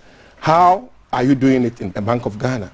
What is happening in Forestry Commission? What is happening in GMPC? Come, let's put all of them together, and we have thought leaders who are going to lead the discussion. And at the end of it all, we ensure that things are working well for the industries, and especially in Ghana here, in the public sector and the private sector. And thank God I'm out to use this opportunity that GBC is really part of it and making sure that this function or this conference come on, where the HR leaders really sit down, the experts sit down and come with a blueprint as to how we can maneuver and navigate through the pandemic. And I saw you nodding, so I'm sure you have something to say. Let me take that quickly, and then I'll put one final question to both of you. And then, so you'll be speaking with other experts from, like you said, Forestry Commission and other.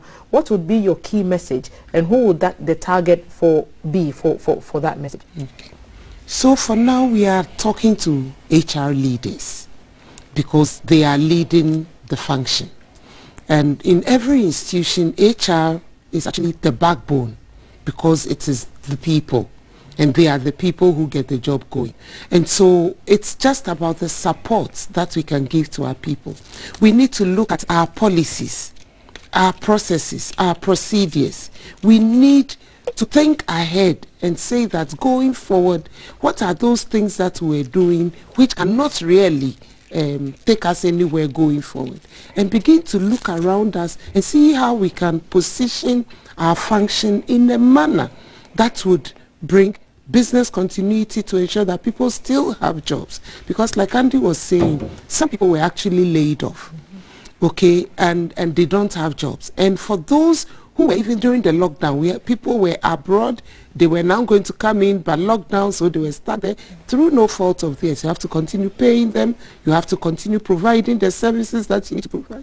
And so you need to remain relevant. And for us, it is being able to thrive in the midst of all of these. I think that is the main focus for this. Right, and now there's this whole bit about role models and awards. What's that about? Well, that's the interesting part of it. Thelma, to sum it up, having gone through this pandemic, and I think we realized, like Laura was saying, HR has really become more relevant than we used to know. Now people have seen the value of human resource function in organizations. And a lot of human resource season one have really done well for the organizations. And they are not out there. So as part of the conference, we realized that we'll clamor it with an award, have role models who have really championed doing something for the organizations and employees. So we brought out the HR Role Model Excellence Award to identify and fish for HR icons who have really performed well in this period. And that is what we're going to do after the two-day conference, 25th and 26th at Accra City Hotel. The Friday, which is the 27th in the evening, is for the HR leaders again and their organizations. We are meeting at Alisa Hotel, 7 p.m. And these icons who have really, and it's amazing, Thelma, going around and meeting institutions. And yesterday I had a chat with GES and I was shocked. The impact, the HR, the change management program that has gone on there, which we are not aware. Many others, even Bank of Ghana. That's how come I met Gloria. Bank of Ghana's impact, what they've done, needs to be showcased for people to know. So that is how we are going to celebrate the HR leaders who have done well in this time, and I think that the nation to know and the world to know, and that will boost their morale to do more. You've said it. Oh, thank you so much, Adi, for honoring this invitation. Madam Gloria, HR Bank of Ghana. Hey, you're counting all our money. Thank you so much. That's what we do. It's so a position of trust. We are grateful to you for coming, Madam Gloria Darling Korte. She's the Director of HR for the Bank of Ghana. Thank you, ma'am, for coming. Andy Okra, Conference Host and Awards Director. So you're having the HR Awards and also the conference as well, 25th, 26th, and then the ceremony, the award ceremony on the 27th at Alisa Hotel. We wish you all the best and congratulations to all the people who have made this pandemic period work for us at our workplaces. 1 second, just to commend the Director General for GBC for the wonderful work he's doing, and the people-centered CEO that I've seen, going around, and you can see from what is happening here. This is our home. I've been coming here all the time, but you can see the transformation. and this is leadership, and we need to commend him and for the support, the partnership he has given to this organization. And that also, let me also thank your competitors anyway, but Multimedia for the wonderful thing that they are also doing for us. Thank you so much, Mr. Okra, Professor Amin Al-Hassan. Big thanks to you coming from the panel for partnering them with this program. And we'll be back to have another conversation, another very crucial one, on allegations of bribery and corruption against none other than the Chief Justice. We'll be right back. Stay with us. You don't want to miss it. Live from GBC Studio 1, this is The Breakfast Show.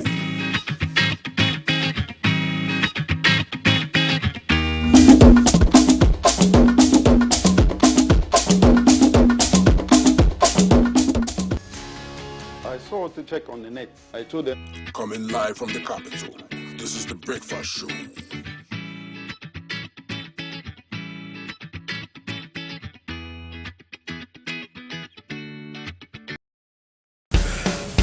Are you ready?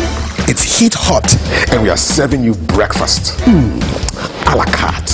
It's a brand new packaged breakfast served on GTV, our style, keeping you on track and updated on news, making the headlines, how to navigate traffic.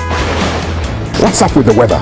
Your health check, getting you up to speed on lifestyle, sports, word of showbiz, what's hot and what's not. It's our date in the morning just for you, with the team you can trust. It's breakfast weekdays at 6 a.m. Don't be late. Coming live from the capital, this is The Breakfast Show.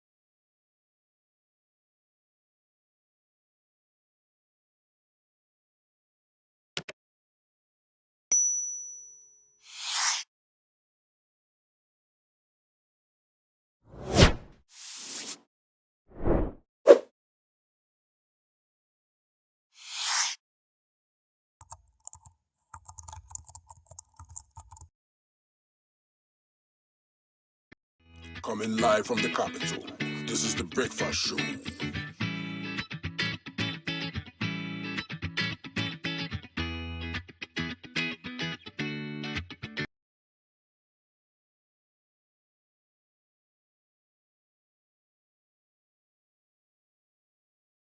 On Facebook, Twitter, and on Instagram. We're also streaming live on YouTube today, so catch us on the go if you have to step out for any reason. And if you've just joined us, you've missed quite a bit. But we are sitting down now for another conversation, and this time it's on allegations of bribery. So will the Alliance for Social Equity and Public Accountability, ASEPA, trying their final luck in court after the President and the Commission on Human Rights and Administrative Justice threw out their petition for the removal of the Chief Justice succeed?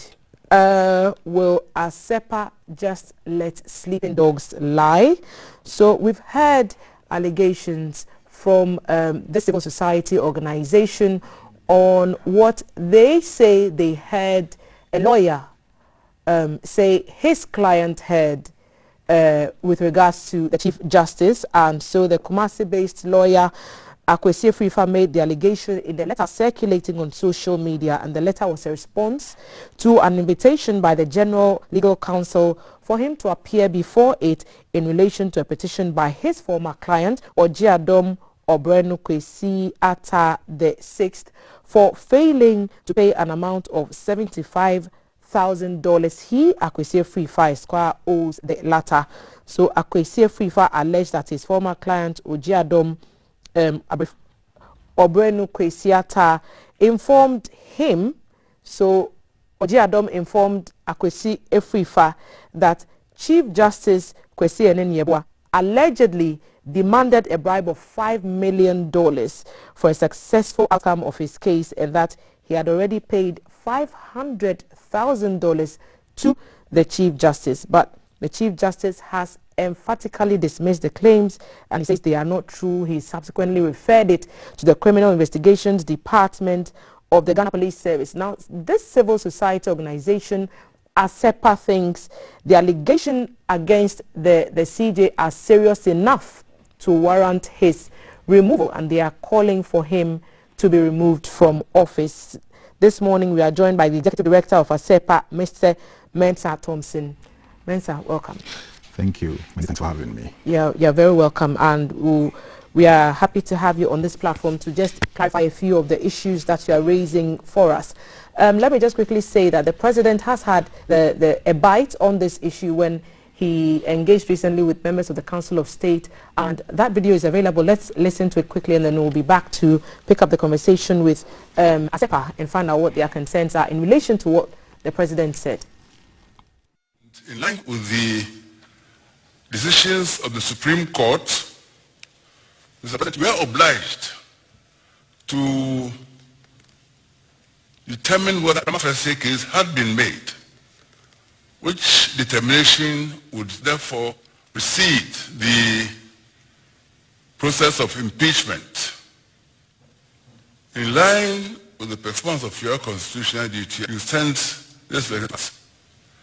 We have looked at the petition together with the letters and the documents that were presented with the petition, and also the principles of the case law as enunciated in the case of Adjechum versus the Republic, which of the Supreme Court was given by Justice Databan. Mr. President, the Council of State has made these findings, and we are here, Mr. President, to present to you the findings of the Council of State as to whether a prima facie case had been made to warrant the start of the impeachment process for the removal of the Chief Justice of the Republic of Ghana. We understand that the process of the impeachment of the Chief Justice of Justices of the Supreme Court are meant to be in-camera proceedings, so that the contents of the consultation between the two of us, your side is in the letter and my own is also there, will for the time being remain confidential until we're in a position to announce the result of it to the world. And they will remain so until the final communication. But I will apprise you also of my own findings, as it were, on the matter.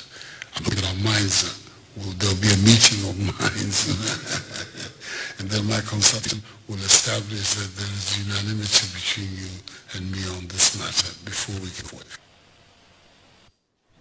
So the President's own findings that he alluded to is contained in this 12-page document letter that he was issued from the Office of the President through the Secretary to the President to ASEPA, which was referred to in that letter as the petitioner.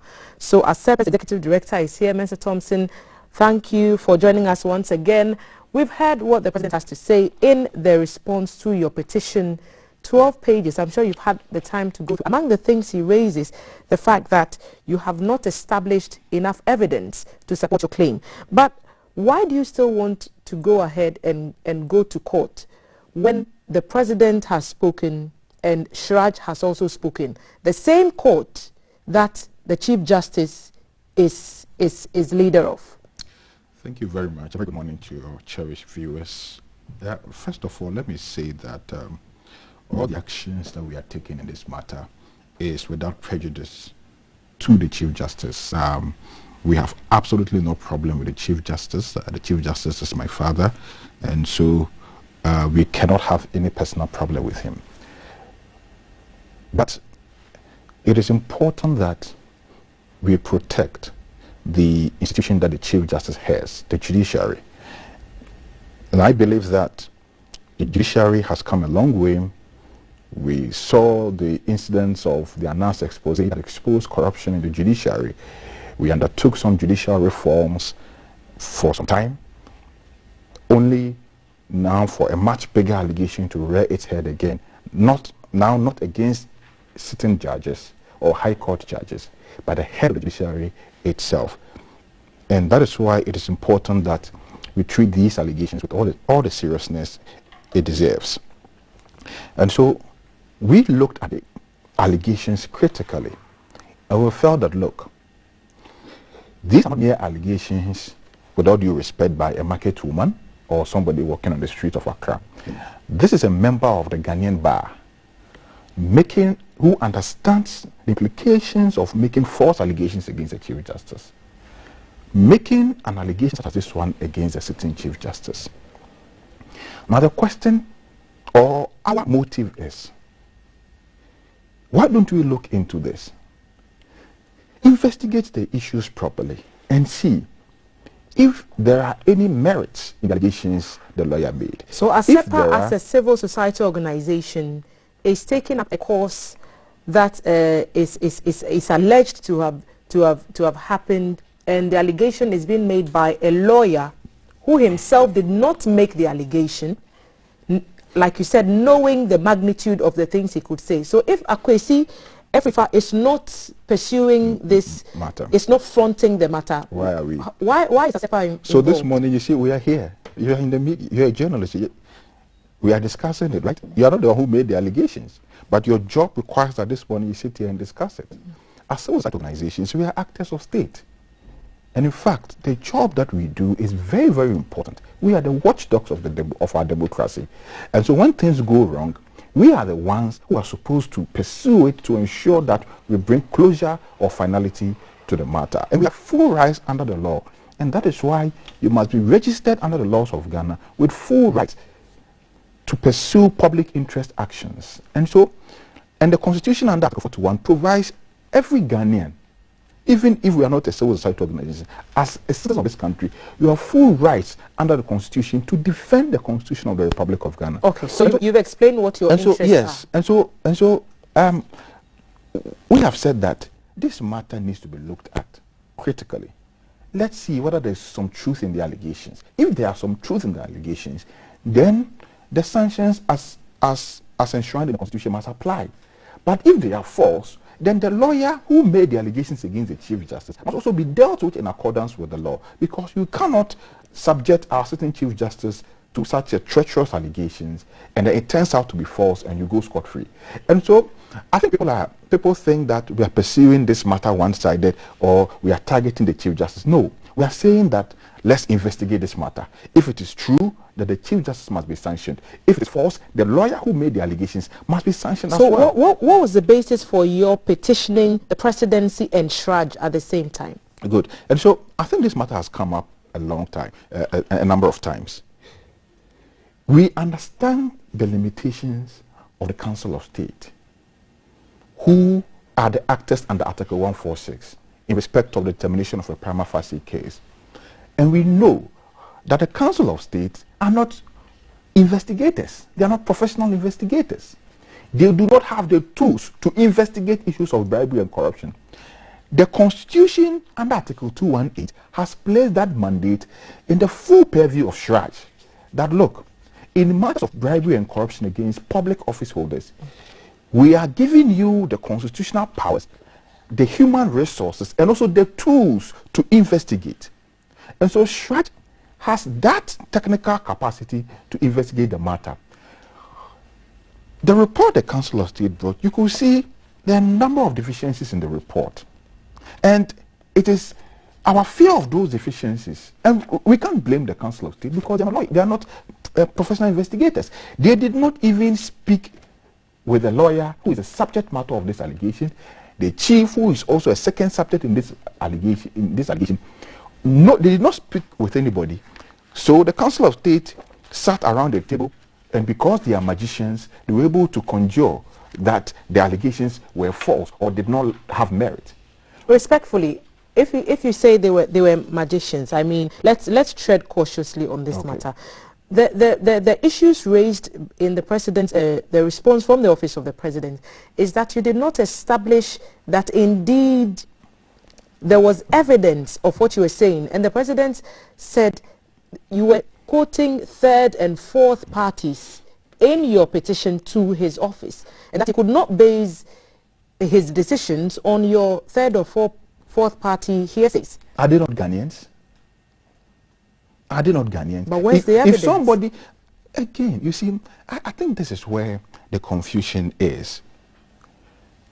A lawyer has made an allegation against a certain Chief Justice in no other forum. So the lawyer tells you, Asepa, that, okay, I, Kweku Menu, I've heard Awake telling me to tell you that somebody else did something. The chain of this person said, this person said, this person did this. Do you understand where people will get confused? No. Isn't that the reason why it should be investigated? If it's clear, then there will be no need for investigation. It is because of these confusions, that is why it must be investigated. And a lawyer, he did not even, it wasn't a word of mouth. He made a written allegation in no other forum than the General Legal Counsel. This is a serious matter which I think that in our jurisdiction, even if the allegations were vexatious, would have caused the removal of the Chief Justice, or would have caused the Chief Justice himself to resign. So you find the president's response problematic because? Because this work is hollow. It does not adequately address the concerns within the petition. Because we provided additional exhibits to the petition of the written allegation of the lawyer. We included the address, the telephone number, and the details of the lawyer. The lawyer is available. The Council of State could have invited this lawyer and the chief, get a written declaration or statement from them. And I have made this example that, look, when this report came, and we read in any page of the report that the Council of State wrote to the lawyer or invited the lawyer to provide the evidence for his allegations, and he could not provide any, and on that basis they are dismissing this petition, we would have been satisfied.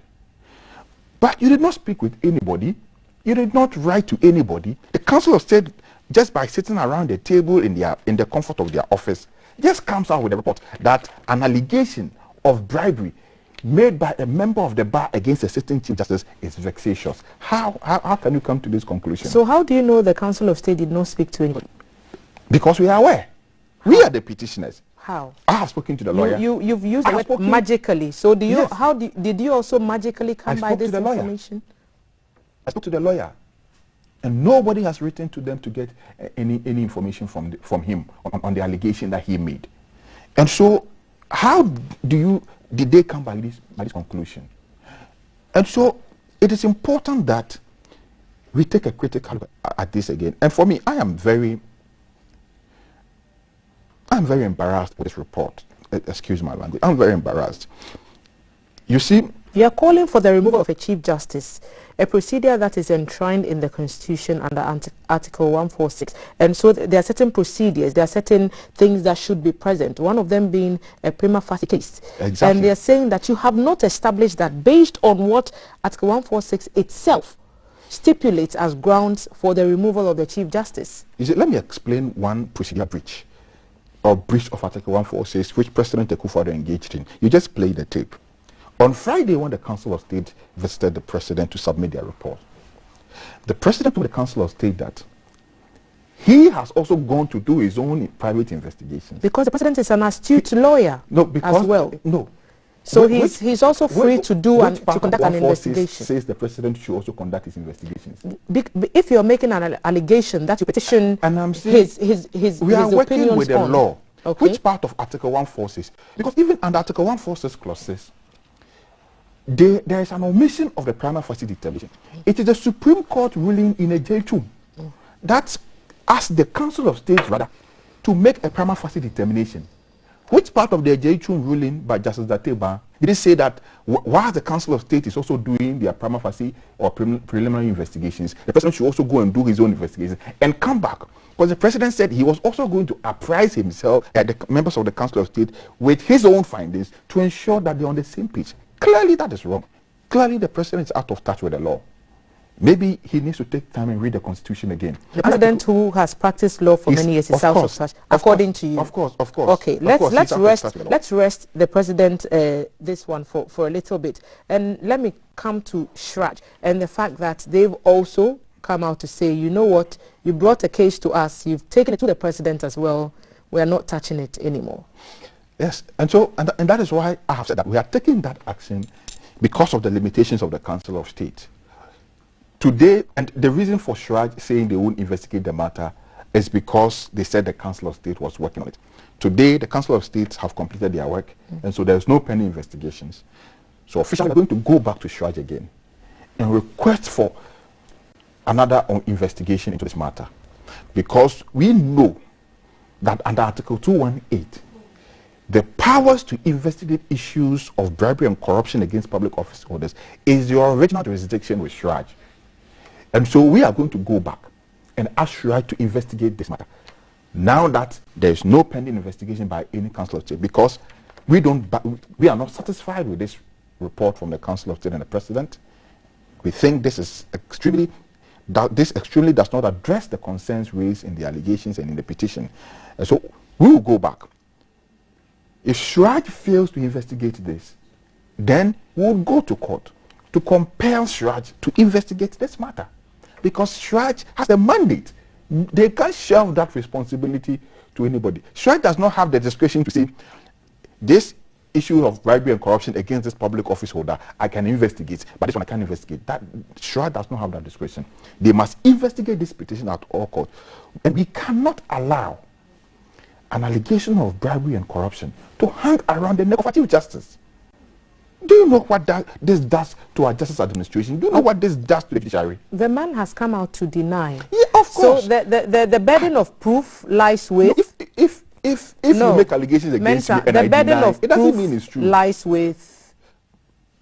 Who takes the accuser? Yes. But have you given the accuser the opportunity to establish his case? Have you given him you have not given him the opportunity to prove his allegations. That is why we ask for an investigation.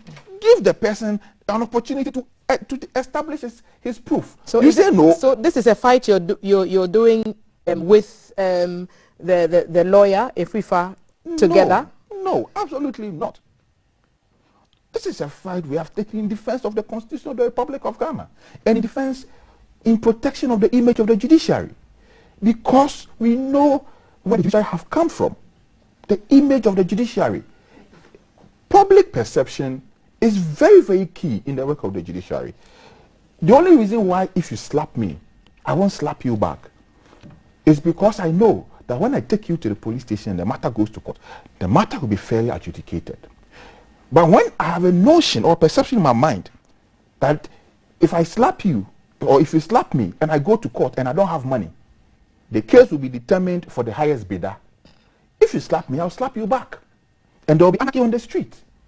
And so nobody should underestimate the impact of public perception in the judiciary. In fact, it is what holds our democracy together.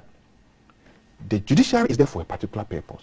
And I've said that, look, we constantly put the executive into straight public scrutiny. On a daily basis, we sit here, we criticize the president. On a daily basis, we sit on TV, on radio, we criticize the legislature. But the judiciary, who are the key, the powers to decide life and death, the livelihood of people, we say no, we should allow them. No. There is no part in the Constitution that excludes the judiciary from public scrutiny. And some of these things, we must pay even more critical attention to it because of the important role the judiciary play in our democracy. Mensa, someone has sent a message and saying you sound as if you have a personal agenda, and the statement you're making sound as if so let me read. The statement he's making sounds as if his only satisfaction will be to see the Chief Justice removed. No, absolutely not. There are two sides to every story. So if the Chief Justice has also come out to say he didn't do it, why are you hammering on the fact that investigation that could satisfy us? Yes, but if there are two sides to the story, yes, the other side is saying not do it. So investigate the matter. Let's put the allegations of the lawyer through, a legal test. Let's put the Chief Justice's defense also through a legal test, and let's see which one holds and which one does not hold. Then we can come out and say that, no, there is no basis in the allegations, or the allegations are true. But nobody is a magician. Nobody can sit in the comfort of their office and say because it's a Chief Justice, the allegations are false. Why? We've seen judges collect golden chips in this country. And so it is very, very important that we do not dismiss some of these things, because when we do that, now it emboldens some of the bad nuts also in the judiciary to take advantage of some of these loopholes, because they know that if you're in the judiciary, once allegation of bribery and corruption is leveled against you, it will be dismissed by the public without any proper investigation, because you are part of the judiciary. That cannot be the example we want to set in this country. Mentor, like I alluded to earlier, there's a conversation here about the burden of proof lying on the accuser. Exactly. So if you have evidence, or if in your engagement with the good lawyer, I could say Efrifa, he provides you with evidence that is not hearsay, as the president has alluded to in his 12-page response from his office to your petition, then make that evidence available. You know what you are saying?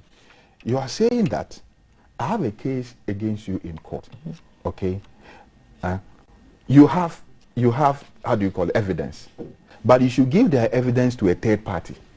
Where do we put evidence? Do we adduce evidence on the street? We adduce evidence in court.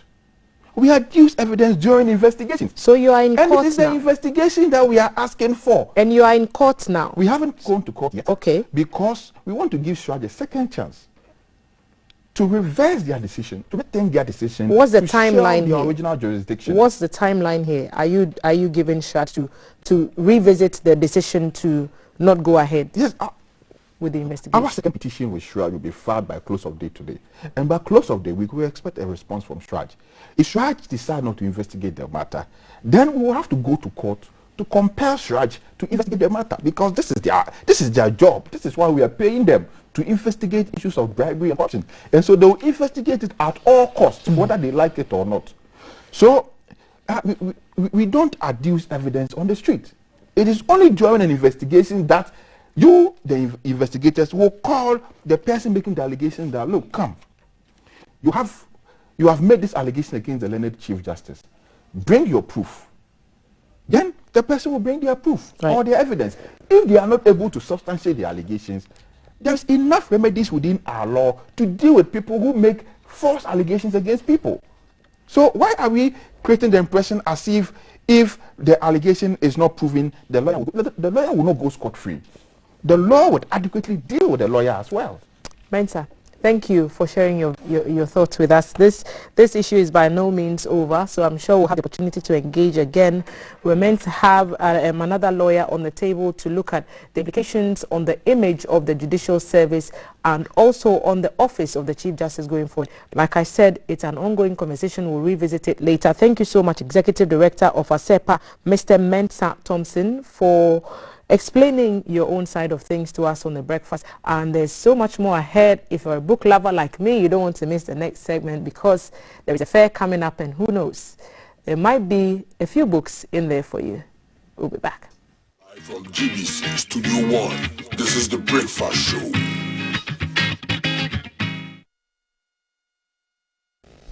The much-awaited 2021 Human Resource Leaders Strategic...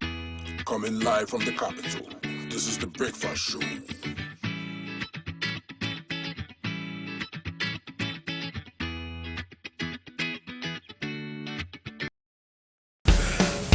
Are you ready?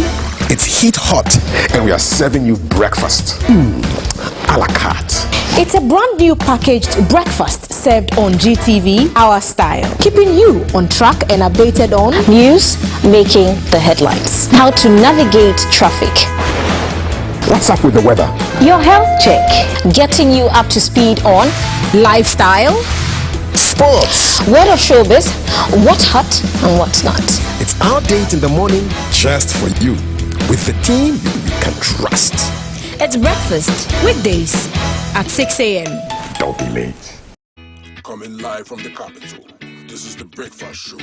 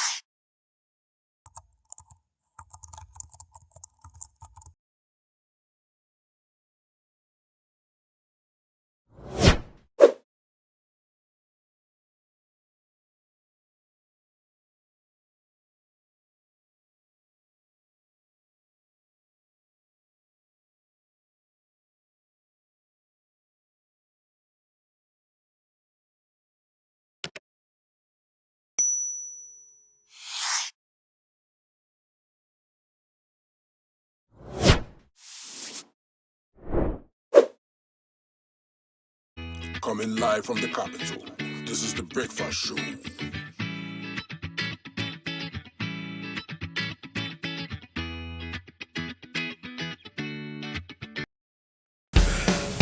Are you ready? It's heat hot, and we are serving you breakfast. A la carte. It's a brand new packaged breakfast served on GTV, our style, keeping you on track and updated on news making the headlines, how to navigate traffic, What's up with the weather? your health check, getting you up to speed on lifestyle, Sports, what of showbiz, what's hot and what's not. it's our date in the morning just for you, with the team you can trust. It's breakfast weekdays at 6 a.m. Don't be late. Coming live from the capital, this is the Breakfast Show.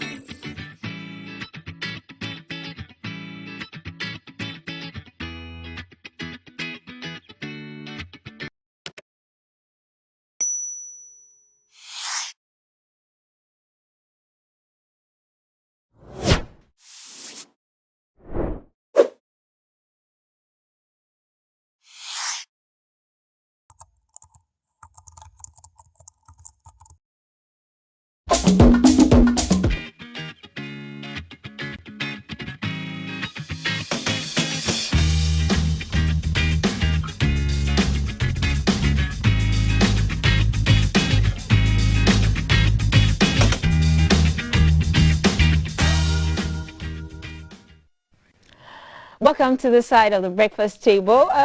We'll be having a conversation on books, but before we have that conversation, remember somewhere last week we went to Pepper's Gym for their 25th anniversary and we had this wild exercise session. Well, we're about to jazz up your Tuesday a little bit. This weekend sums up the 25th anniversary celebration for Pepper's, and we went into the gym again, this time to get the snippet of their Azonto aerobic. So to you aerobic lovers out there and those looking to have some fun, here's something quick from Pepper's. We're jazzing up your Tuesday. My dear, my dear, my dear. Coming live from the capital, this is the Breakfast Show.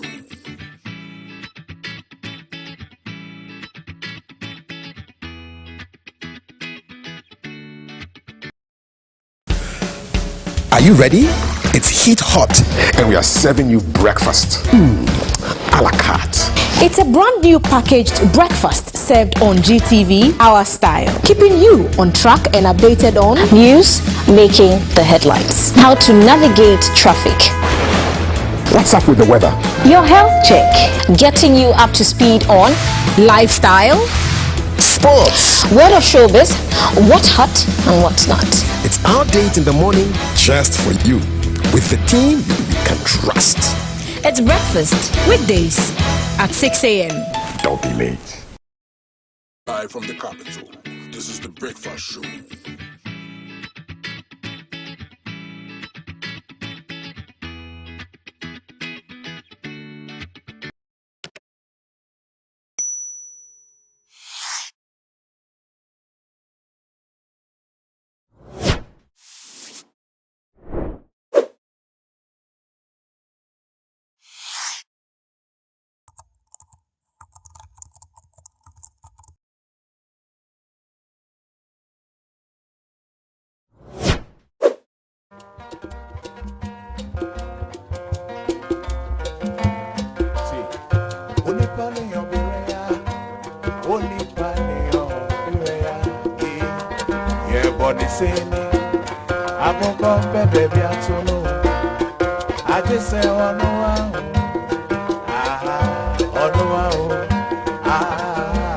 Coming live from the capital, this is the Breakfast Show.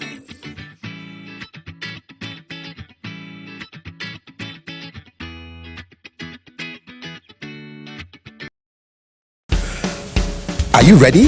It's heat hot, and we are serving you breakfast. A la carte. It's a brand new packaged breakfast served on GTV, Our Style, keeping you on track and updated on news making the headlines. How to navigate traffic. What's up with the weather? Your health check, getting you up to speed on lifestyle, sports, word of showbiz, what's hot and what's not. It's our date in the morning just for you, with the team you can trust. It's breakfast weekdays at 6 a.m. Don't be late. Coming live from the capital, this is the Breakfast Show.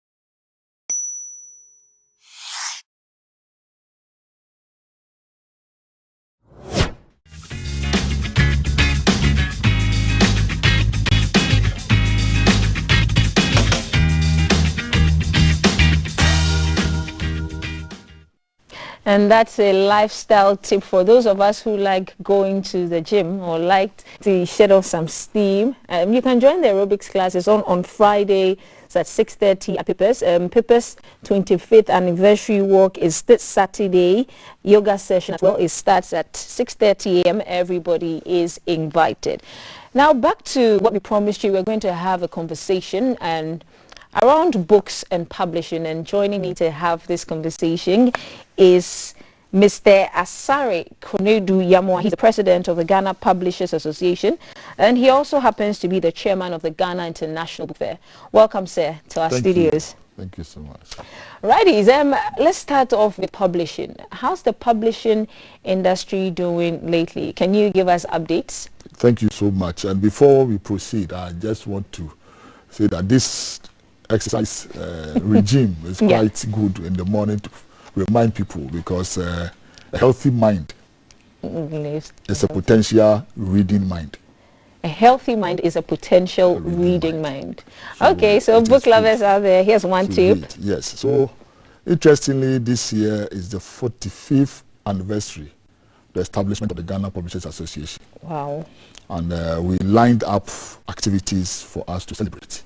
But we all know how Mr. COVID had been able to dislodge everybody's agenda, and therefore the celebrations have been quite reduced in a way. On the low, yeah. Yeah, but other than that, for an organization to exist for 45 years, it tells you that something was being done right, or for us to be able to exist.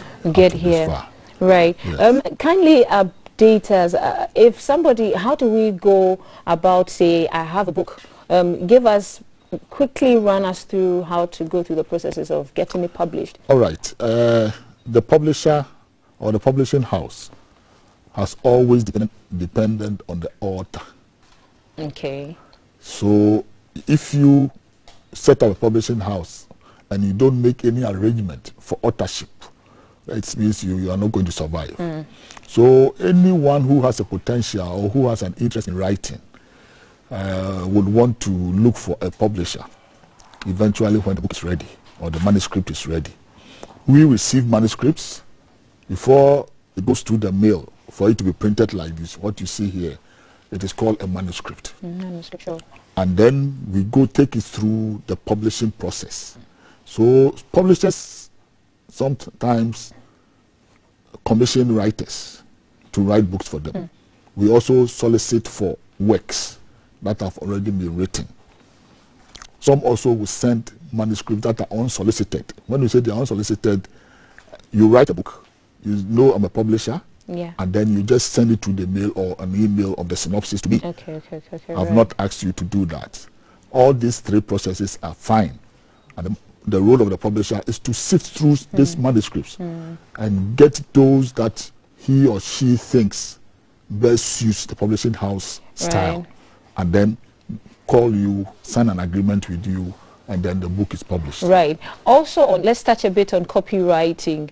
Do people really understand copywriting, the laws, and are we updated? As in, people publish, the publishing houses. How do we go about the whole thing?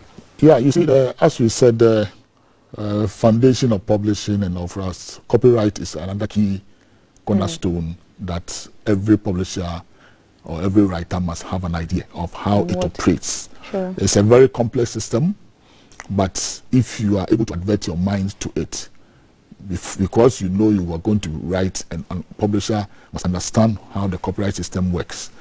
As an author, you must also have an idea of what constitutes copyright and what are your rights when you are surrendering your manuscript to a publisher.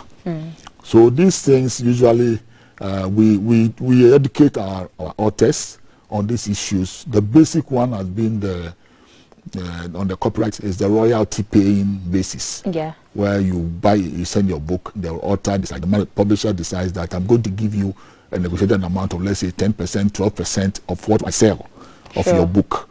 Yes. So the basic one is the royalty that you receive. Another one is the moral right that you have. Everybody who writes must have a moral right. That moral right is your name should be on the book wherever the book is found. There's no way that a publisher can change your name on it because it belongs to you. Maybe we can have you in for a lengthier conversation around publishing and copyright laws. Let's talk the book fair. A lot of book lovers are excited right now. You can send us your messages on our WhatsApp number 0555 61034, and you can follow our conversation on GTV Breakfast on all our social media handles, Instagram, Facebook, and YouTube. Send in your conversations, and then we can read them on air. So let's talk the book fair. When is it beginning?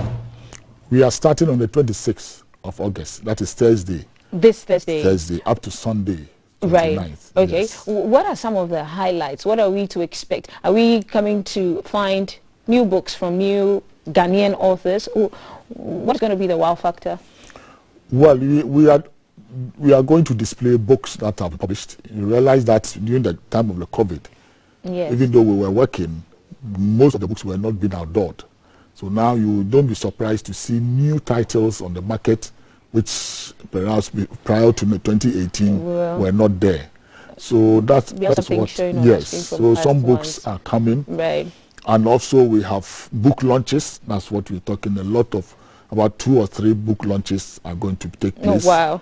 Yes, and then we have children's reading competition, where we have some senior high schools coming in to do debates and all that, and that of course other ancillary activities that anytime you come around. But we are having this conversation, this book fair, in the midst of all these protocols of the COVID. So there will be some limitations, of course, to how you can able to explore, and so. But we are doing a concurrent online. So if you cannot come for fear of having this, you can also go online and. Right. Where can we? Which sites can we go to if we have to follow a link to that? Do you have it now? Or I think so, but we are going to do Facebook Live. Right. And you go to www.gibf.com.org. That also will be streamed live over there. Okay. And on all the days. Yes, all the days. Right. All the days. Okay. All the days. Right. This is just off the book a bit, but let's take a general survey. What do you think our reading culture is in Ghana? Do you think we really read? I mean, part of the small book clubs we have, do we have a reading culture? You know, we have not been able to cultivate the habit of reading over time, especially when the structural adjustment of the 80s and all that came around. The focus of government was to, as it were, provide for the needs of, let's say, roads, agriculture, leaving education and books by the side. So you realize that in the 70s and 80s, we had reading lessons, particularly on the timetable of schools. As we entered the 90s, where we did the educational reforms and all that, gradually, that reading lessons for children was taken off of the school list. So Ghana could not attain that straight categorization of a reading country or that. We are still grappling with that. And that is why this book fair has the theme, Reading for Champions, that we want everybody to understand that if you read, you change your lifestyle. Your conditions are also able to change. Right. Is the book fair held in just Accra, or it's held in other regions over the past years? Have we done for that? all these years, we've been holding in Accra. Why? Why is it that we have all our for an international book fair, it must have a permanent venue. Okay. What we need to do is to begin to look at having regional book fairs where we can promote the books within the regions. Sure. That is something that we are looking at. We'll hold you to that. We'll hold you to that. So one of the highlights of this year's book fair is we're having the founder and president of the African University College of Communications, Honorable Kojo Yanka. He is the personality for this year. Why was he chosen? Actually, if you allow me to go back, we have done this in the 2 previous book fairs, where Professor Anidoho and I think Amatedu were celebrated. You know, we are looking for literary personalities to celebrate and showcase them as a model for the children to emulate. You see, so that is why we are taking time to celebrate these icons, and we are saying that their lives are exemplary. Their literary lives, at least, are exemplary, and we want the children to emulate. We want everybody to understand that when you write, when you read, your horizon and your perspectives change, and it improves upon your living conditions. And these personalities have demonstrated that, and that is why we are sending this signal to them. And Kojo has been able to more or less demonstrate with beyond measure that he is somebody that deserves to be celebrated. Right. Over the past events, for instance, the last event we had, there were 15,000 visitors and 120 exhibitors. How many are we looking, exhibitors are we looking to put on the fair? Yeah, currently I think we are expecting about 90, a reduced number. Because of COVID? Yes, because of COVID. And even the visitors, we are not expecting the students to throng the place as we in previous years. So a moderate expectation. But just that we needed to have this book fair revisited, and therefore we, in the midst of the lull, we thought that we should come back. Right. Yes. Before we wrap up, final words, because we'll have you here again for a lengthier conversation on publishing. Final words before we wrap up. Maybe you can run us through the times and dates again and the venue. Yeah, the time for the book fair is 26th Thursday of August, and we run through up to Sunday 29th. That will be the closing ceremony. And therefore, we encourage everyone who has the time to either go online, which will be circulated later, or you are able to visit the place and see what is happening over there. Right. The theme for this year's event is reading for champions. Reading for champions. Yes. And so that's to sensitize the younger people into getting into Yes. Well. Can you name off the top of your head, personally for you, 5 young, new, promising authors? Can you? Yes, you know, off the cuff, I will talk about Yarira Goka, Beatty, who are the contemporary ones. We have one gentleman, Asari Ade, who is also doing well. I think to name but a few, there are some other young ones that are upcoming. I may not be able to. There was this young girl who won an award about 8 years, and she won an award recently. And maybe the next time we can have her with you. Those are the ones we should watch out for. Hi, good morning. I'm Fred from Ho Volta region. I'm working on a book to publish. Is there any advice for me? Yeah, if he has any challenges, you should talk to the Publishers Association Secretariat. We have people who are there to educate and also give you advice on how to process your work through the publishing process. Sure. Yeah, you even gave some tips in the beginning of the show, so you can just watch this again. Yes. And get some tips. Yeah. You started with some tips. Yeah. So no, he said that a healthy mind is a potential reading mind. So there you have it. Maybe that's what it is. A healthy mind is a potential reading mind, guys. Yes. This is where we end today's show. We've been speaking with Mr. Sakinedu Yamwa. He is the president of the Ghana Publishers Association, and he doubles as the chairman of the Ghana International Book Fair. He's been talking the book fair. It begins this Thursday, guys. So please go onto the website, follow, and like, and be there. Buy a book. And let's encourage the culture of reading. I'll put you on the spot. What's your favorite book? All time. Yes. Windmills of the Gods. Oh, that's an excellent one. Yeah. T, how about you? All-time favorite book? I have quite a few. Okay, Agatha Christie. Okay. I love John Grisham. Okay. Favorite, just one. Oh, let's put you on the spot. I mean, I can give a whole list. I was going to say that we should rather domesticate our reading. You see, so you're talking about this fine. They are exemplary people, but we have very good Ghanaian writers also. I mean, I love Amata Edu. I love Efwa Sutherland. I love Efo Kojo Maugbe. In The Chest of a Woman, one of my favorite books of all time. I mean, if I can't say a favorite book, I really can't. I have too many favorites. So these are the things that will encourage our children to understand that we can also make it. Okay. Yeah. Half has published a book.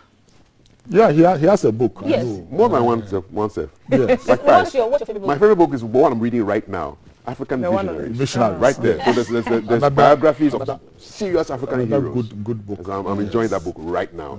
Yes. Maybe we should jump on that. You jump on it. I'll share. Sharing is caring. Right. All right. All right, guys. Thank you so much for spending your Tuesday morning, half of your Tuesday morning with us. It's been a pleasure having you. We'll see you again. More messages. Oh, no, not more messages, but thank you for sending all those messages in. Wow, they just kept pointing at a point we couldn't keep up, but thank you for joining us on our social media platforms as well. We'll see you again tomorrow. Proverb of the day. Proverb of the day comes from Kenya. A donkey says thank you with a cake. Yes. Oh, what? That's how a donkey says thank you. A donkey says thank you with a cake. All right? No, don't thank me, donkey. Thank you. We're not donkeys, so thank you very much for coming. Thank you for watching us. Thank you for looking lovely and doing a good job. Thank you for looking lovely and doing a good job. Thank you for our crew. Thank you to all of us. Yes, thank you very much. We're not donkeys. So we'll see you same time, 6 a.m. tomorrow. Bye-bye.